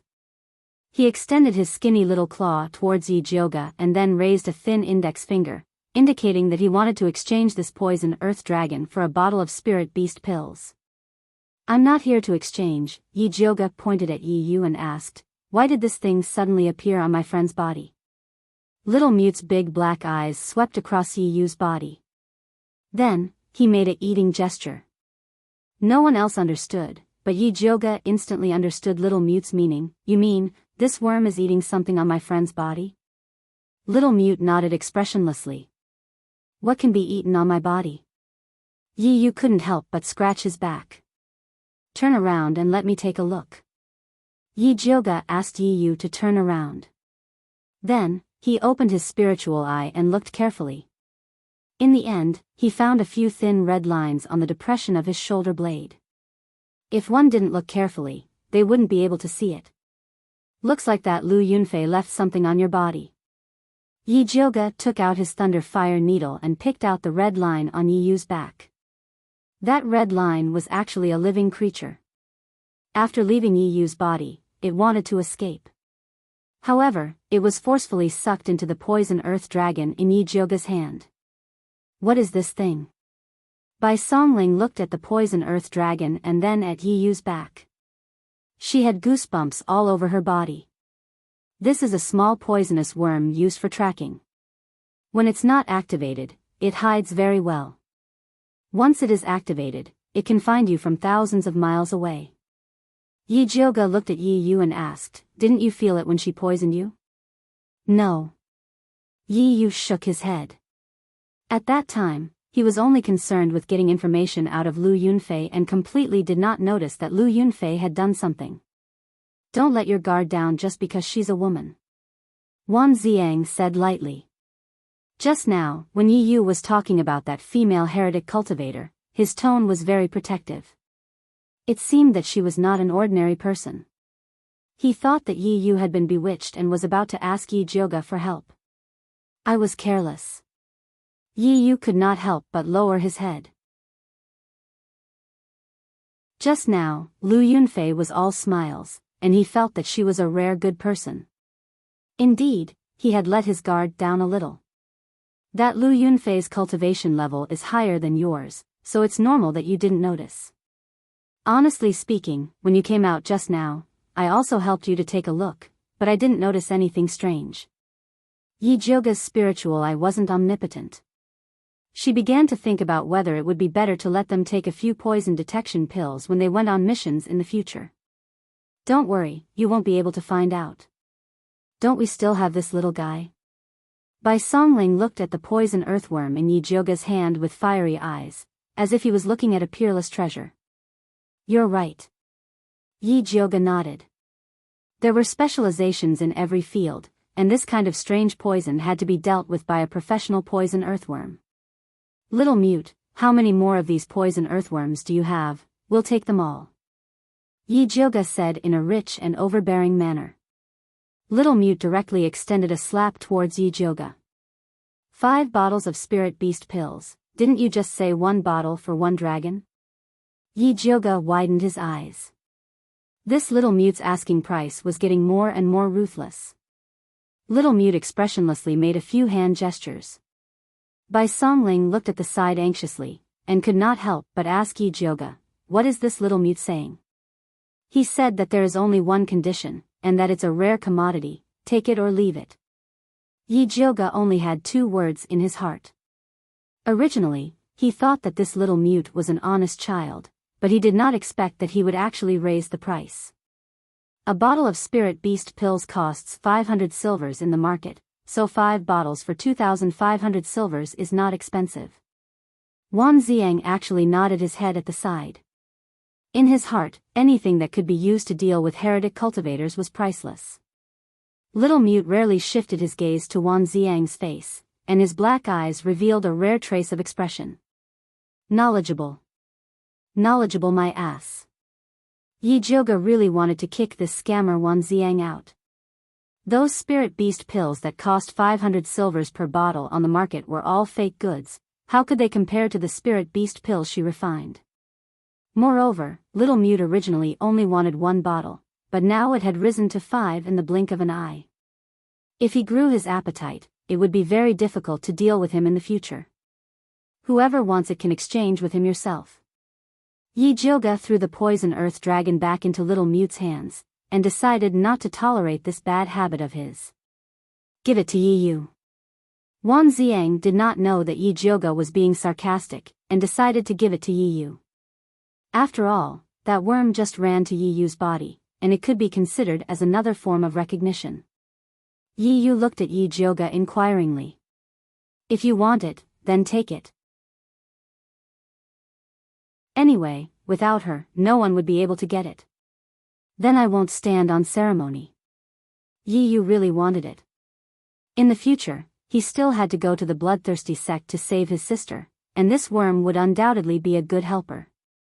Little Mute, since he has already decided to buy it, why don't you give this worm to him first? Bai Songling felt that since everyone was so familiar with each other, it would not be a problem to take the goods first. In the past, Yi Jioga often did this. Unexpectedly, Little Mute shook his head without hesitation. He only trusted Yi Jioga, and if others wanted to take the goods, they had to hand over the money. Then I will go buy spirit beast pills tomorrow morning to exchange. Although Yi Yu also wanted to take the worm immediately, he still respected Little Mute's opinion. Brother, if I encounter any problems in the future, you have to lend it to me. Bai Songling hugged Yi Yu's shoulder and said. Right now, he and Wan Ziang were catching heretic practitioners every day, so there might be a time when he would need Yi Yu's help. Sure. Yi Yu was still very generous to his own people. Yi Jioga chuckled as she looked at the people who were thinking too much, then turned around and went back to the Yi mansion to sleep.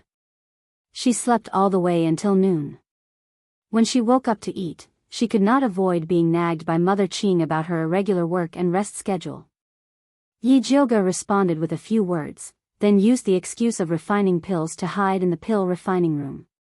Before she entered the door, she saw Yi Yu's face peeking out from the shadow of the window.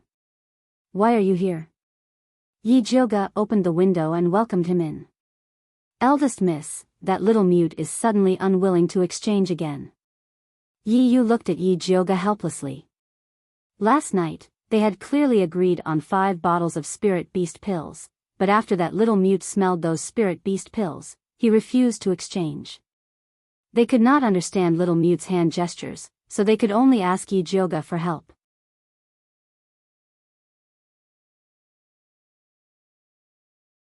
Chapter 146. Yi Jioga had already expected this situation. She took a bottle of spirit beast dawn and went to Little Mute's residence with Yi Yu. At this time, Bai Songling was trying to communicate with Little Mute. I say, how can you go back on your words? We agreed to exchange 5 bottles of spirit beast dawn for insects. Even if you want to raise the price, you should at least give me a number first. Little Mute didn't even look at him. He picked up the basket filled with black fly grass and began to feed the poisonous earth dragons. This batch of poisonous earth dragons had already advanced once. The originally white and plump body now had a bit of jade-like luster. Its lifespan had also increased from 15 days to 2 months. He kept the best batch of insects to breed and cultivate the next generation. The rest were used to raise goo. The winged goo that ran out to hunt in the wild last night was raised just now. Bai Songling talked until his saliva was dry. Little Mute didn't even respond. He was so angry that his brain was heating up. He grabbed Little Mute's basket and shouted, I'm talking to you. Little Mute looked up at Bai Songling. His wooden face didn't have any expression, but it inexplicably made people feel afraid. Yi Jioga happened to come in at this time. Seeing this situation, she immediately raised her eyebrows. Brother Xiaobai, what do you mean by this? Are you trying to bully people? I don't dare to bully him. He's bullying me. Bai Songling awkwardly handed the basket to Little Mute. Little Mute took the basket and looked at Yi Jioga. I heard you don't want to exchange with them? Yi Jioga asked. Little Mute fanned his nose with his hand and gave a thumbs down to Bai Songling. What do you mean? Bai Songling was so angry that he stomped his feet. He means that the spirit beast dawn you brought are fake. Yi Jioga translated. Bullshit. This is refined by our 100 Herb Hall's level 3 pill refiner. How can it be fake? Bai Songling angrily said. Selling fake pills was the most vicious slander to a pharmacy. No one could stand it. Little Mute didn't say anything. His eyes naturally revealed a look of disdain. Actually, Brother Xiaobai isn't wrong. The pills he gave you are the best pills on the market. It's just that the pills you ate in the past were personally refined by me, so they aren't sold on the market. Yi Jioga returned the gesture that Little Mute gave her last night. A bottle of spirit beast pills for a worm. Elder sister's medicinal pills are a rare commodity, it's up to you whether you want them or not. Little Mute furrowed his brows and his little face became a little conflicted. In fact, he also knew that what Yi Jioga said was true. The spirit beast pills that Bai Songling and the others brought were not bad, at least they were better than the ones he had secretly obtained before. After using the medicine personally refined by Yi Jioga, he didn't care about the others. Little Mute was straightforward and agreed right away. Yi Jioga did not make things difficult for him. He took out the spirit beast pills he had prepared and successfully exchanged them for that super worm goo. How do I control this thing? Yi Jioga asked.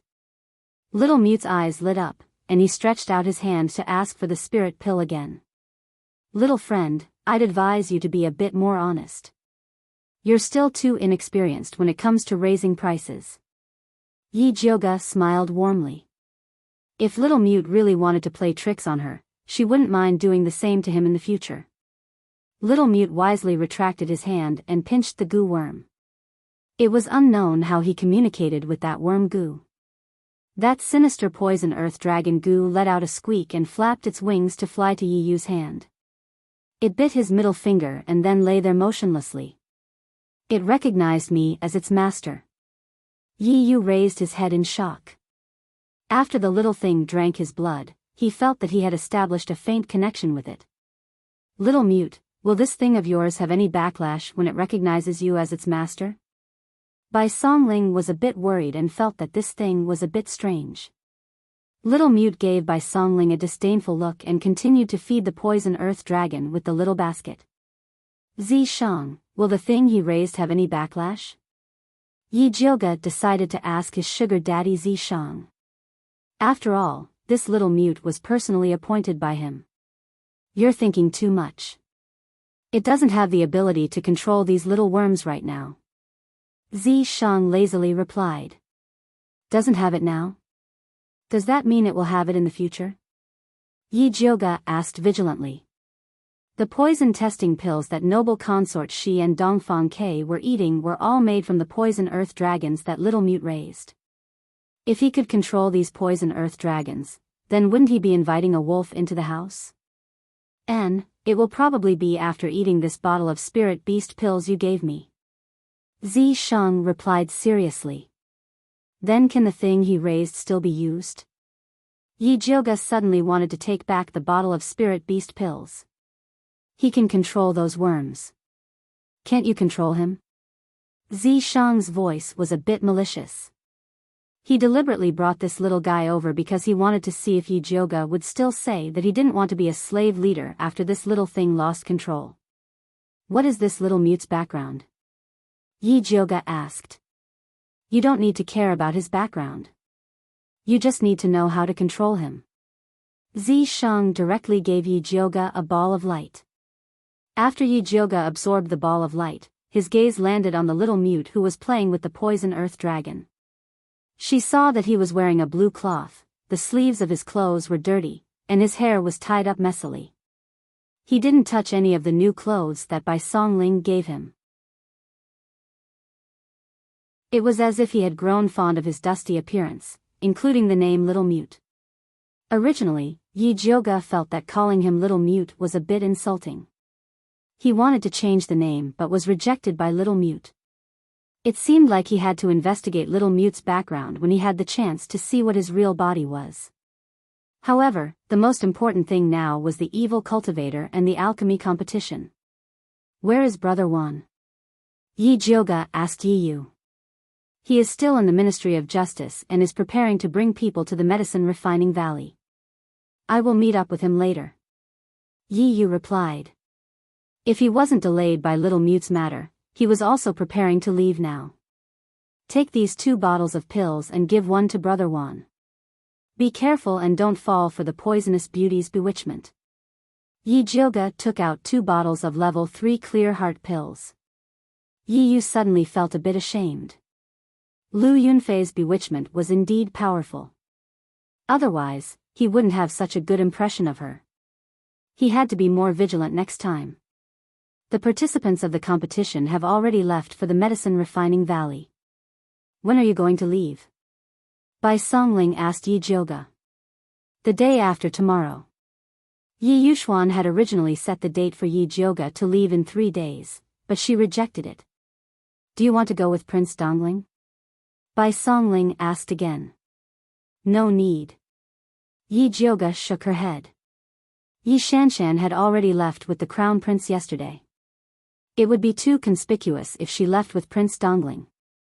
All right, I will bring some secret guards to protect you.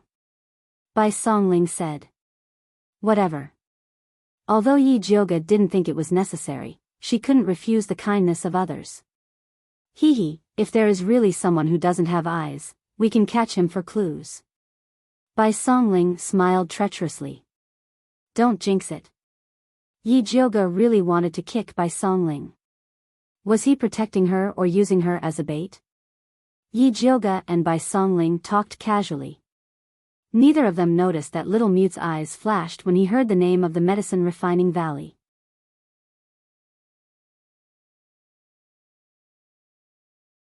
Chapter 147. Yi Jioga returned to Purple Forest Park and began to prepare for the trip to Medicine Refinement Valley. Although the competition would only be held for 3 days, they had to stay for at least 7 days. The things that Mother Qing had prepared were enough to fill up a large carriage to ensure that their eldest miss could live comfortably outside. Yi Jioga looked at the large pile of things and couldn't help but sigh. It would be great if she had a storage bag. However, storage bags were too expensive and couldn't be bought in Thunder Country. She had to go to Great Spiritual City. It was said that one needed spirit coins to buy a storage bag and gold was useless. With her current cultivation, she didn't even need to think about it. Other than daily necessities, Yi Jioga also packed the small bronze cauldron and the fat black rat. Ever since the fat black rat returned from the deep pool, it had been sullen. It burrowed into Yi Jioga's pocket and continued to pretend to be depressed. Yi Jioga felt guilty and decided that he would make it up to the fat black rat in the future. On the day of departure, Yi Yuxuan personally came to send them off. Su Yufeng used the excuse that she wasn't feeling well and did not come out. Although Yi Yuxuan was unhappy with Yi Jioga, he treated Yi Rui well. For Yi Rui's sake, he sent 10 guards with a spirit practitioner surnamed Pan to escort them. Yi Jioga and the group set off in the morning and arrived at Medicine Refinement Valley at dusk. Medicine Refinement Valley was located on a flat ground between 2 small mountains. The imperial family had specially funded the construction of Medicine Refinement City and assigned people to manage it. Yi Jioga looked out the small window of the carriage. He saw a magnificent castle spanning between the mountain ridges. The gray city walls were 300 to 400 feet tall, and as far as the eye could see, there were many tall buildings. Big sister, why did the emperor build this castle here? Yi Rui asked curiously. I heard that behind Medicine Refinement Valley is a third-rank spiritual land filled with all kinds of precious spiritual herbs. That's why he built the castle here. Yi Jioga heard this from Bai Songling.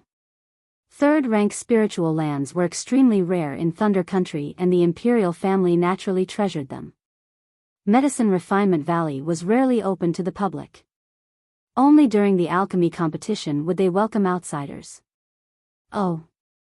Yi Rui nodded, not really understanding.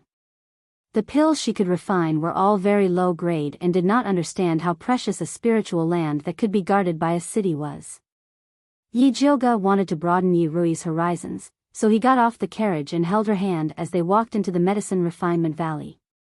Although it was already dusk, the city was still very lively. The streets were filled with shops selling medicinal ingredients, pill furnaces, and ores. There were also many outsiders who directly spread a piece of cloth on the ground and placed their goods on it. Dear customers, please don't miss this opportunity. The street stalls sold everything, including common spirit herbs, ores, and animal bones. There were even stalls selling stones and tree roots. The streets were crowded with people, many of whom were dressed strangely. It was obvious that they were from other countries. This was the first time Yi Rui had seen such a lively scene. She was so excited that her face turned red. She looked like she was itching to go shopping.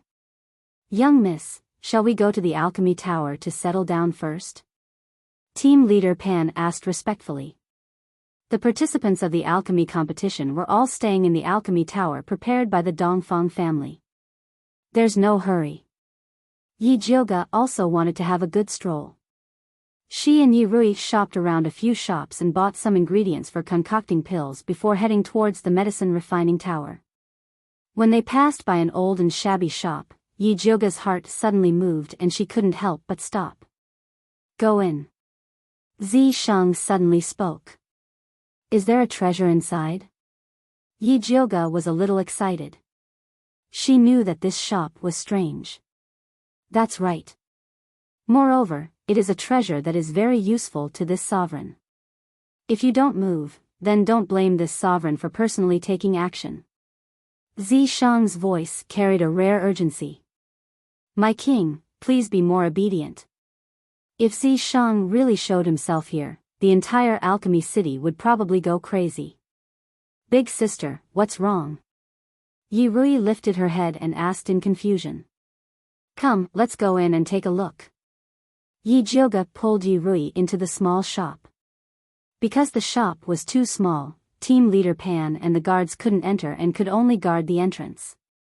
The guard was a white-haired skinny old man with a face full of wrinkles. He wore a dirty gray robe and didn't even lift his eyelids when he saw the guests enter. He continued to nap on the stool. Which treasure are you talking about? Yi Jioga opened her spiritual eye and carefully inspected the shop from top to bottom. The things here were a mess. There wasn't even the slightest bit of spiritual energy. She didn't know which was the treasure. It's under your feet, the stone used to pad the shelf. Zi Sheng transmitted. Yi Jioga lowered her head and saw that there was indeed a square gray brick under the shelf. There was a thick layer of dust on top of it. It was as if it had already become one with the shelf. If one didn't look carefully, they wouldn't be able to see it. You call this a treasure? Yi Jioga was speechless. She didn't expect Zi Sheng to have a hobby of collecting bricks. This isn't an ordinary brick. You wouldn't understand even if I told you. Hurry up and buy it. Zi Sheng's tone was unquestionable. Yi Jioga felt that it was a little difficult. If she bought a brick for no reason, it might arouse the suspicion of the shop owner. At that time, he might treat it as a treasure and raise the price. The most common method was to buy a few good things and ask the shop owner to buy the brick. However, this shop was really shabby. It seemed like there wasn't anything valuable here. Big sister, what is this? Yi Rui pulled out a box of light green beads from a messy pile of miscellaneous items in the corner. Yi Jioga glanced at it and said, This is a wooden bead. It has a certain effect on wood spiritualists. However, the spirituality inside has already been completely lost. Is that so? I think it's pretty. Yi Rui held the wooden bead and looked like she couldn't bear to let it go. Yi Jioga suddenly had an idea. If she bought a brick, it would arouse suspicion. However, if it was a child like Yi Rui, it might not necessarily be the case. After all children have the right to be willful. Yi Jioga was just about to ask Yi Rui to buy a brick for him when he realized that his body suddenly couldn't move. Why go through so much trouble? Zi Shang was a little impatient. He directly controlled Yi Jioga's body and pulled out the brick from under the shelf. He threw it on the table and said coldly, "Name your price." The messy old man slowly opened his droopy eyelids. His muddy old eyes glanced at the gray brick. He stretched out his palm and said slowly, 5,000 taels of silver. Before Yi Jioga could say anything, Yi Rui's eyes widened in shock. What? You want 5,000 taels of silver for a broken brick? No. The old man shook his head and said unhurriedly, "It's not silver, it's gold." Yi Rui opened her mouth and looked at the old man in shock. She then turned to look at Yi Jioga with an expression that said, "You don't really want to buy it." Yi Jioga knew that this old man would ask for a sky-high price. However, she would be crazy to buy a brick with 5,000 taels of gold.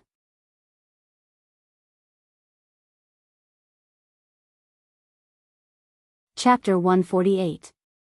Zi Shang subconsciously wanted to kill this greedy old man but was stopped by Yi Jioga. Don't do anything stupid. There were so many people watching her come in. If the shop owner suddenly died, wouldn't that be telling everyone that he had something to do with it? You humans are so troublesome. Zi Shang was annoyed. The demon race would snatch whatever they wanted. Only the hypocritical human race would go around in circles. Give me back my body if you think it's troublesome. Yi Jioga roared in his mind. A problem that could have been easily solved was now complicated by him. No. Zi Shang decisively refused. Yi Jioga almost went crazy, but his consciousness was suppressed by Zi Shang. He couldn't return to normal no matter what. Yi Rui didn't notice Yi Jioga's abnormality. She rolled her eyes at the old man and said angrily, "I think you've gone crazy thinking about money. Big sister, let's go." With that, she grabbed Yi Jioga's hand. Zi Shang didn't want to leave without getting the brick. He avoided Yi Rui's hand and stared straight at the old man. "Old man, you have to be honest. You're selling a brick for 5,000 gold taels. Aren't you afraid of choking to death? That's not something you need to worry about." The old man slowly replied. He was able to establish himself in Alchemy City because he was ruthless and quick at robbing money. Is that so? Yi Jioga squinted his eyes. A purple vertical line appeared in his black pupils, flashing with a demonic light. The old man felt dizzy from this light and inexplicably felt guilty. He suddenly realized that it was intolerable for him to cheat the customer like this. He quickly stood up and said in fear and trepidation, "I was wrong. I shouldn't have been greedy for money. It's just a brick. If you want it, take it. Then I won't be polite." Yi Jioga's red lips curled up and his eyes returned to normal. Yi Jioga finally regained control of his body. He cursed Zi Shang's tyranny while reaching for the brick. At this time, Yi Shanshan's voice came from outside. "Captain Pan, why are you here?" This subordinate greets second young Mississippi. Captain Pan respectfully bowed. This subordinate has been ordered to escort first young miss and fourth young miss to Alchemy Valley. Big sister, fourth sister, is it really you? Yi Shanshan, who was wearing a blue dress, walked into the shop. Behind her was a young girl in a gorgeous golden dress. This girl was about 18 or 19 years old. She had fair skin and a beautiful face. She had an arrogant attitude. She looked at Yi Jioga with an unfriendly expression and coldly snorted, "You're Shanshan's big sister? Who are you?" The corner of Yi Jioga's mouth twitched. Big sister Shanshan, this form of address really made him unhappy. "Big sister, this is the third daughter of the Gong family." Yi Shanshan introduced with a little pride. "So it's the third miss of the Gong family." Yi Jioga thought of Gong Shifan, who had helped her previously, and forced a smile at the third Mississippi. However, third Miss Gong snorted coldly and turned to Yi Shanshan. Shanshan, is your elder sister very poor, so she can only come to this kind of shabby shop? As he spoke, he glanced disdainfully at the small shop and Yi Jioga and Yi Rui. You are the poor one. Yi Rui found that her beloved big sister was scolded, and immediately retorted back unhappily. Fourth sister, don't be rude. Yi Shanshan reprimanded Yi Rui, and then apologetically said to the girl in the red dress, Miss Gong, my fourth sister was born of a concubine. She has not had a good upbringing since she was young. Please don't bother with her. When Yi Rui heard this, her face was immediately filled with anger. Yi Jioga squeezed her little hand and said slowly, Fourth sister, don't be angry. Your second sister was born of a second concubine, so it is inevitable that her upbringing is a little poor. This time, it was Yi Shanshan's turn to look ugly. Yi Jioga, as the elder sister, how can you slander your own sister like this? You really have no upbringing. Third Miss Gong raised her thin eyebrows and said with a tone full of sarcasm. What does it have to do with you if I teach my own sister a lesson? Or is it that the Gong family's upbringing to be a dog catching mice and meddling in other people's business? Yi Jioga saw that third Miss Gong had clearly come to find trouble with him, so he did not stand on ceremony with her. How dare you insult our Gong family? Third Miss Gong was so angry that her pretty face turned red, as if she had received a great humiliation. Wrong, I didn't insult your Gong family, I only insulted you. Yi Jioga's poisonous tongue could not be stopped by anyone. Big sister, you're wrong. I think it is more suitable for third Miss Gong to humiliate herself, Yi Rui said seriously. Little hussy, you dare to insult me? I will kill you. Third Miss Gong had never been humiliated like this in her life. She waved her hand and slapped Yi Rui's face. Yi Jioga raised his hand and grabbed third Miss Gong's hand. He said coldly, I will let you off this time for the sake of Spirit Master Gong Shifan. If you dare to make a move again, don't blame me for being impolite. You want to use the Gong family to suppress me? You think too highly of yourself. Third Miss Gong's body suddenly emitted a pale green light. It turned into a sharp wind blade and attacked Yi Jioga's chest. Fortunately, Yi Jioga was already prepared. He lifted his leg and kicked third Miss Gong's abdomen. Third Miss Gong screamed and flew out. She lay on the ground in a sorry state. The wind blade did not hit Yi Jioga, but it cut the beam of the shop. The old roof immediately collapsed. Yi Jioga grabbed Yi Rui with one hand and the old man with the other. He finally rushed out of the house before it completely collapsed. Big Miss, are you okay? Hua Dai and Yu Dai immediately rushed over. Their faces were pale with fear. I am fine. Yi Jioga shook his head. Big sister, you are too much. How can you treat third Miss Gong like this? Yi Shanshan fiercely scolded Yi Jioga. Then, she eagerly went to help third Miss Gong. Third Miss Gong stood up in a sorry state. She fiercely shook off Yi Shanshan's hand and said to Yi Jioga, how dare you treat me like this? Our Gong family will not let you off. If you have the ability, fight me one-on-one. Don't drag your Gong family into this. Yi Jioga was not afraid of third Miss Gong's threat. No matter how powerful she was in the Gong family, she could not be more respected than the first grandson, Gong Baiyu.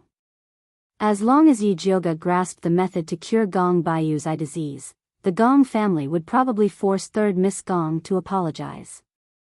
You. Third Miss Gong's eyes were red. Her hand flashed with green light and she was about to make a move. Third Miss Gong, you can't.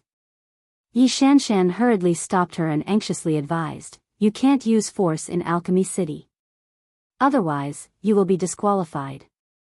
Although Yi Shanshan wished that she was the only one participating in the alchemy competition, if she did not stop third Miss Gong, the Crown Prince would not let her off. Scram. Third Miss Gong fiercely glared at Yi Shanshan. Yi Shanshan's expression also turned ugly. Although she wanted to curry favor with the Gong family, being scolded by third Miss Gong time and time again made her very angry. She did not want to stop her. Just as third Miss Gong was about to make a move, a familiar voice suddenly sounded. Stop.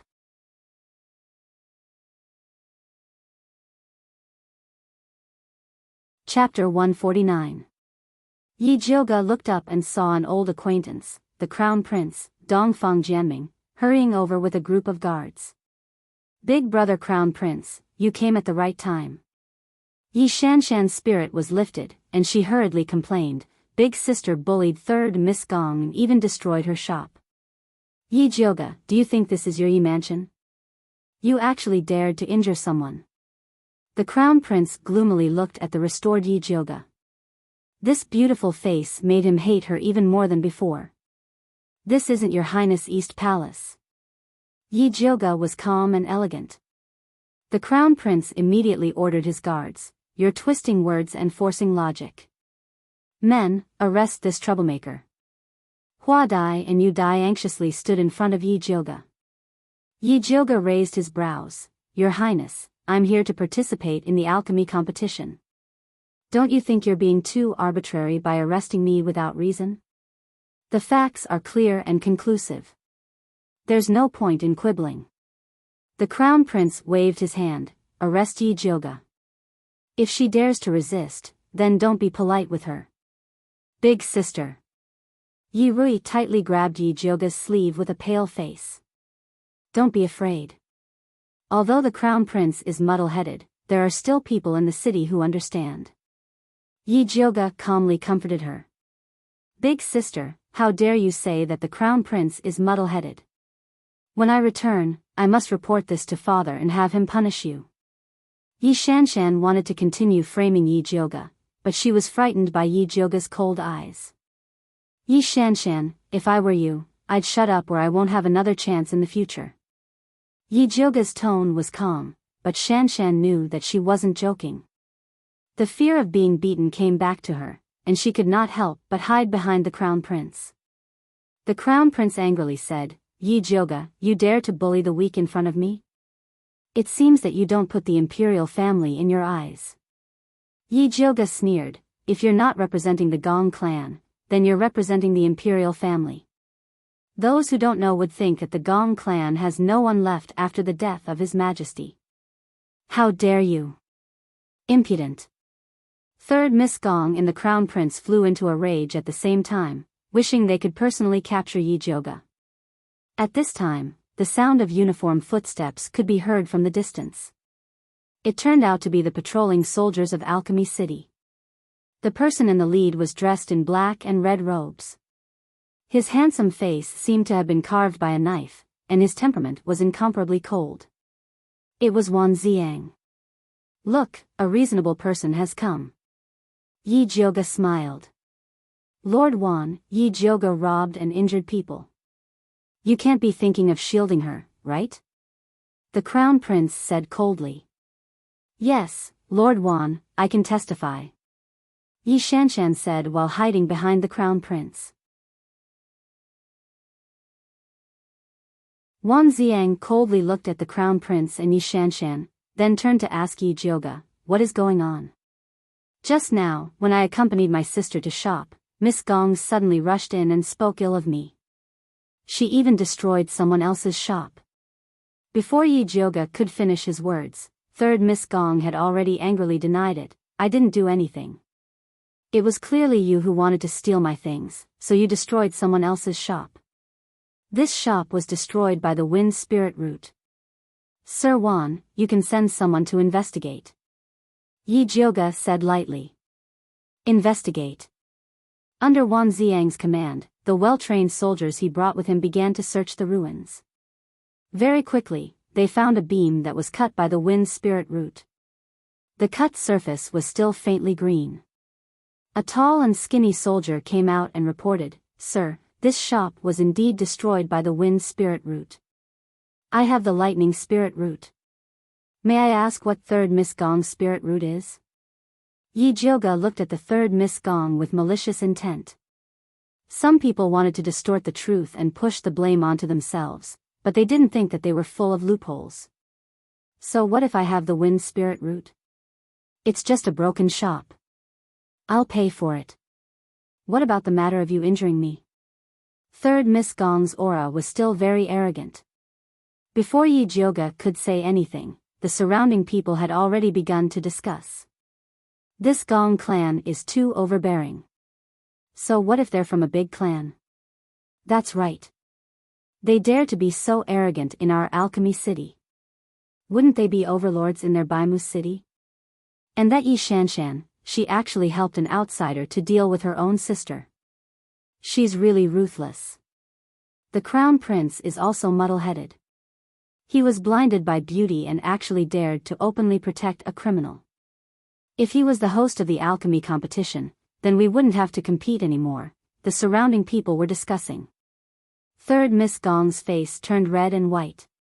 She looked at Yi Jioga as if she wanted to tear him into pieces. Don't cause trouble in Alchemy City. Your Highness, you also don't want this matter to reach the Emperor's ears. Wan Ziang coldly looked at the Crown Prince. This was an alchemy competition. There was absolutely no room for mistakes. Even the Crown Prince didn't dare to act recklessly. The Crown Prince didn't dare to say anything else. He fiercely glared at Yi Jioga, then whispered a few words to Third Miss Gong. Third Miss Gong was obviously unconvinced. However, this was the Dongfang clan's territory. No matter how arrogant she was, she had to give the Crown Prince some face. Just you wait. Third Miss Gong threw down these harsh words and angrily left. Yi Shanshan hurriedly followed. Her fawning appearance was very disdainful. Shameless. Yi Rui disdainfully looked at Yi Shanshan's back as she left. She simply didn't want to admit that this person was her second sister. Say less. Yi Jioga patted Yi Rui's shoulder. Arguing with Yi Shanshan in front of outsiders would only make her a laughingstock. He would deal with her when they got back. Yi Rui bit her lips and didn't say anything. At this moment, the dizzy old man finally came back to his senses. Looking at the collapsed store, he immediately screamed. My store. Yi Jioga just remembered a very important question. Where was my brick? Big sister. Yi Rui pulled Yi Jioga's sleeve and touched the small embroidered backpack on her back. It was bulging and looked exactly like a brick. So smart. Yi Jioga rewarded her by rubbing her little head. Yi Rui smiled. This was 5,000 taels of gold. Of course, she had to keep it well. Captain Pan, stay here and help this old man count his things. Pay as much as he should, Yi Jioga instructed Captain Pan. Although this unexpected disaster was caused by Third Miss Gong, Yi Jioga still felt that he should give the old man some compensation for the brick. Yes. Captain Pan nodded respectfully. As a guard, he had failed to stop Third Miss Gong's attack on First Miss Gong. Now, he had to make up for his mistake. I will send you to the medicine refining building. Wan Ziang said to Yi Jioga. I won't delay your business, right? Yi Jioga looked at the soldiers behind Wan Ziang. No. Wan Ziang's status was equivalent to that of an imperial envoy. He could inspect everywhere. Then let's go. Yi Jioga and Wan Ziang walked in front. Yi Rui considerately followed behind Hua Dai and Yu Dai, giving Yi Jioga and Wan Ziang the opportunity to be alone. What is the background of that Third Miss Gong? Seeing that no one was approaching, Yi Jioga asked Wan Ziang in a low voice.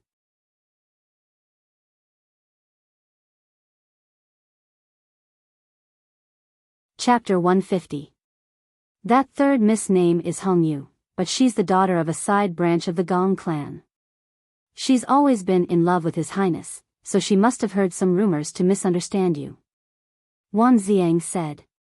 What rumors? Yi Jioga felt that his relationship with the prince was purely doctor-patient. What rumors could there be? For some reason, Wan Ziang sighed in relief after seeing Yi Jioga's confident attitude. Dongfang Ke had outstanding aptitude, a powerful background, and a handsome appearance. He'd always been the dream lover of the capital's girls.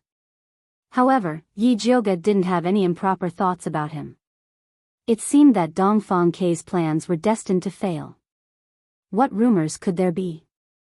It's just second sister trying to sow discord, Yi Rui said with a taut face. Do you need my help? Wan Ziang also felt that the second miss had gone too far. It's fine, let her speak. The more she says now, the worse she'll die in the future. Yi Jioga smiled mockingly. Yi Shanshan was so close to the crown prince. She wouldn't even know how she would die in the future. Wan Ziang didn't mind Yi Jioga's business after seeing that he didn't need his help. Where's Songling?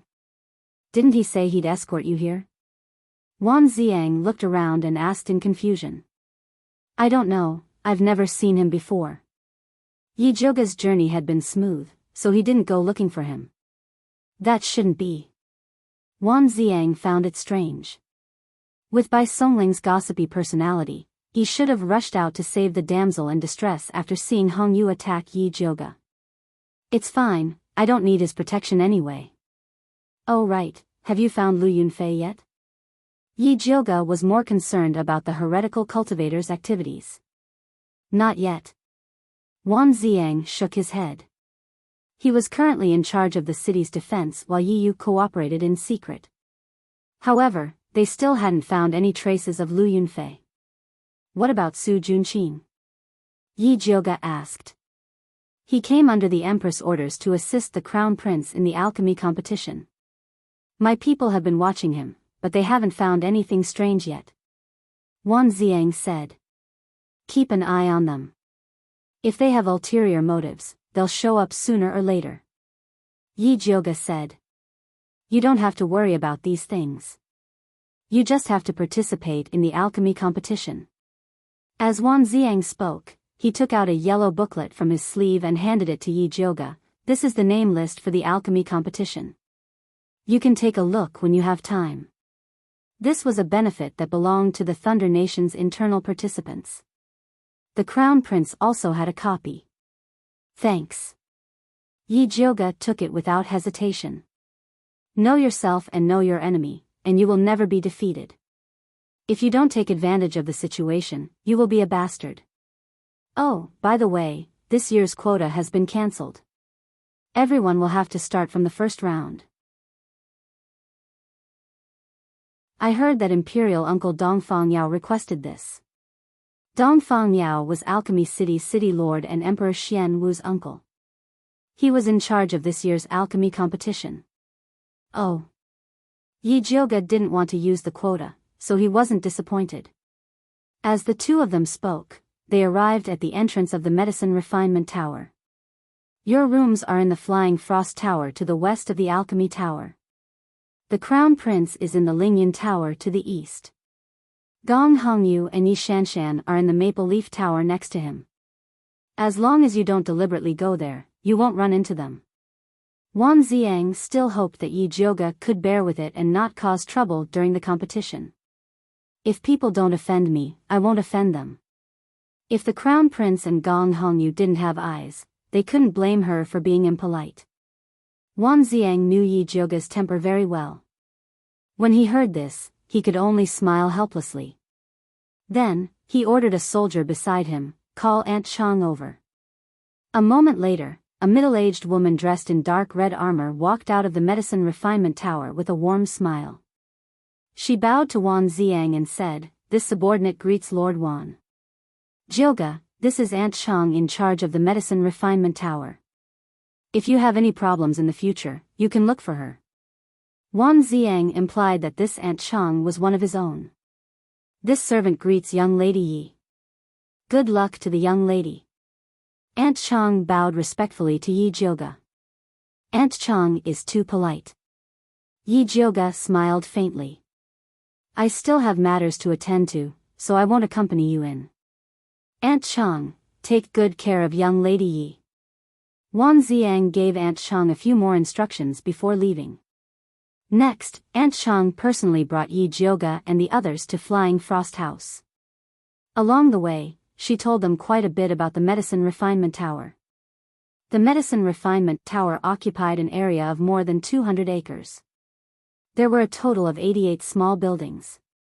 They were built according to north, south, east, and west around the Medicine Refinement Tower.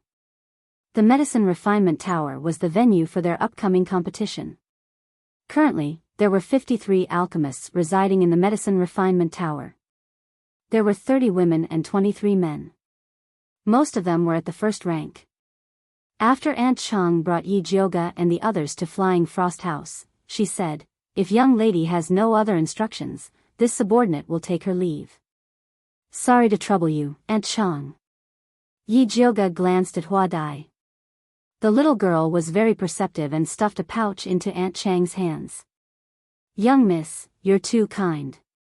Aunt Chang declined verbally, but her hands quickly took the pouch with a greedy look on her face.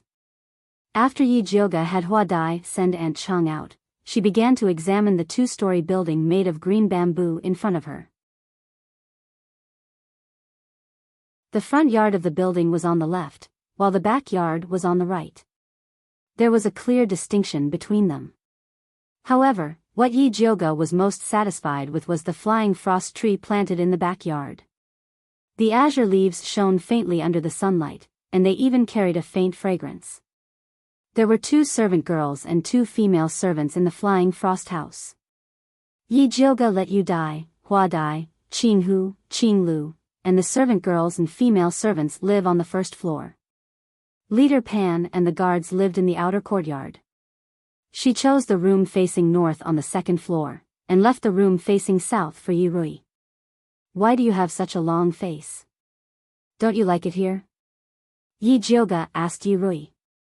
"No, I just feel very angry when I think about how second elder sister helped that woman to bully you." Although Yi Rui already knew that second elder sister wasn't a good person, she still felt very upset when she saw it with her own eyes.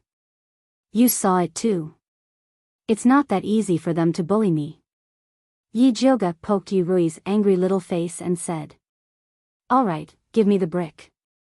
Yi Rui obediently took out the brick and asked curiously, "Big sister, what kind of treasure is this? Why do you have to buy it? Children shouldn't ask so many questions. You've been tired for the whole day. Hurry up and rest, or else you won't have the energy to participate in the competition." Yi Jioga didn't even know what kind of treasure this brick was, so how could he answer Yi Rui's question? Fortunately, Yi Rui wasn't very curious. Since Yi Jioga didn't want to say anything, she didn't continue asking. She turned around and returned to her room. Yi Jioga looked at the gray brick and impatiently called out to Zishang, "Hurry up and come out to see your treasure." You're tuning into the Romantic Tales YouTube channel. Don't forget to subscribe and join us on this journey to catch the most captivating stories.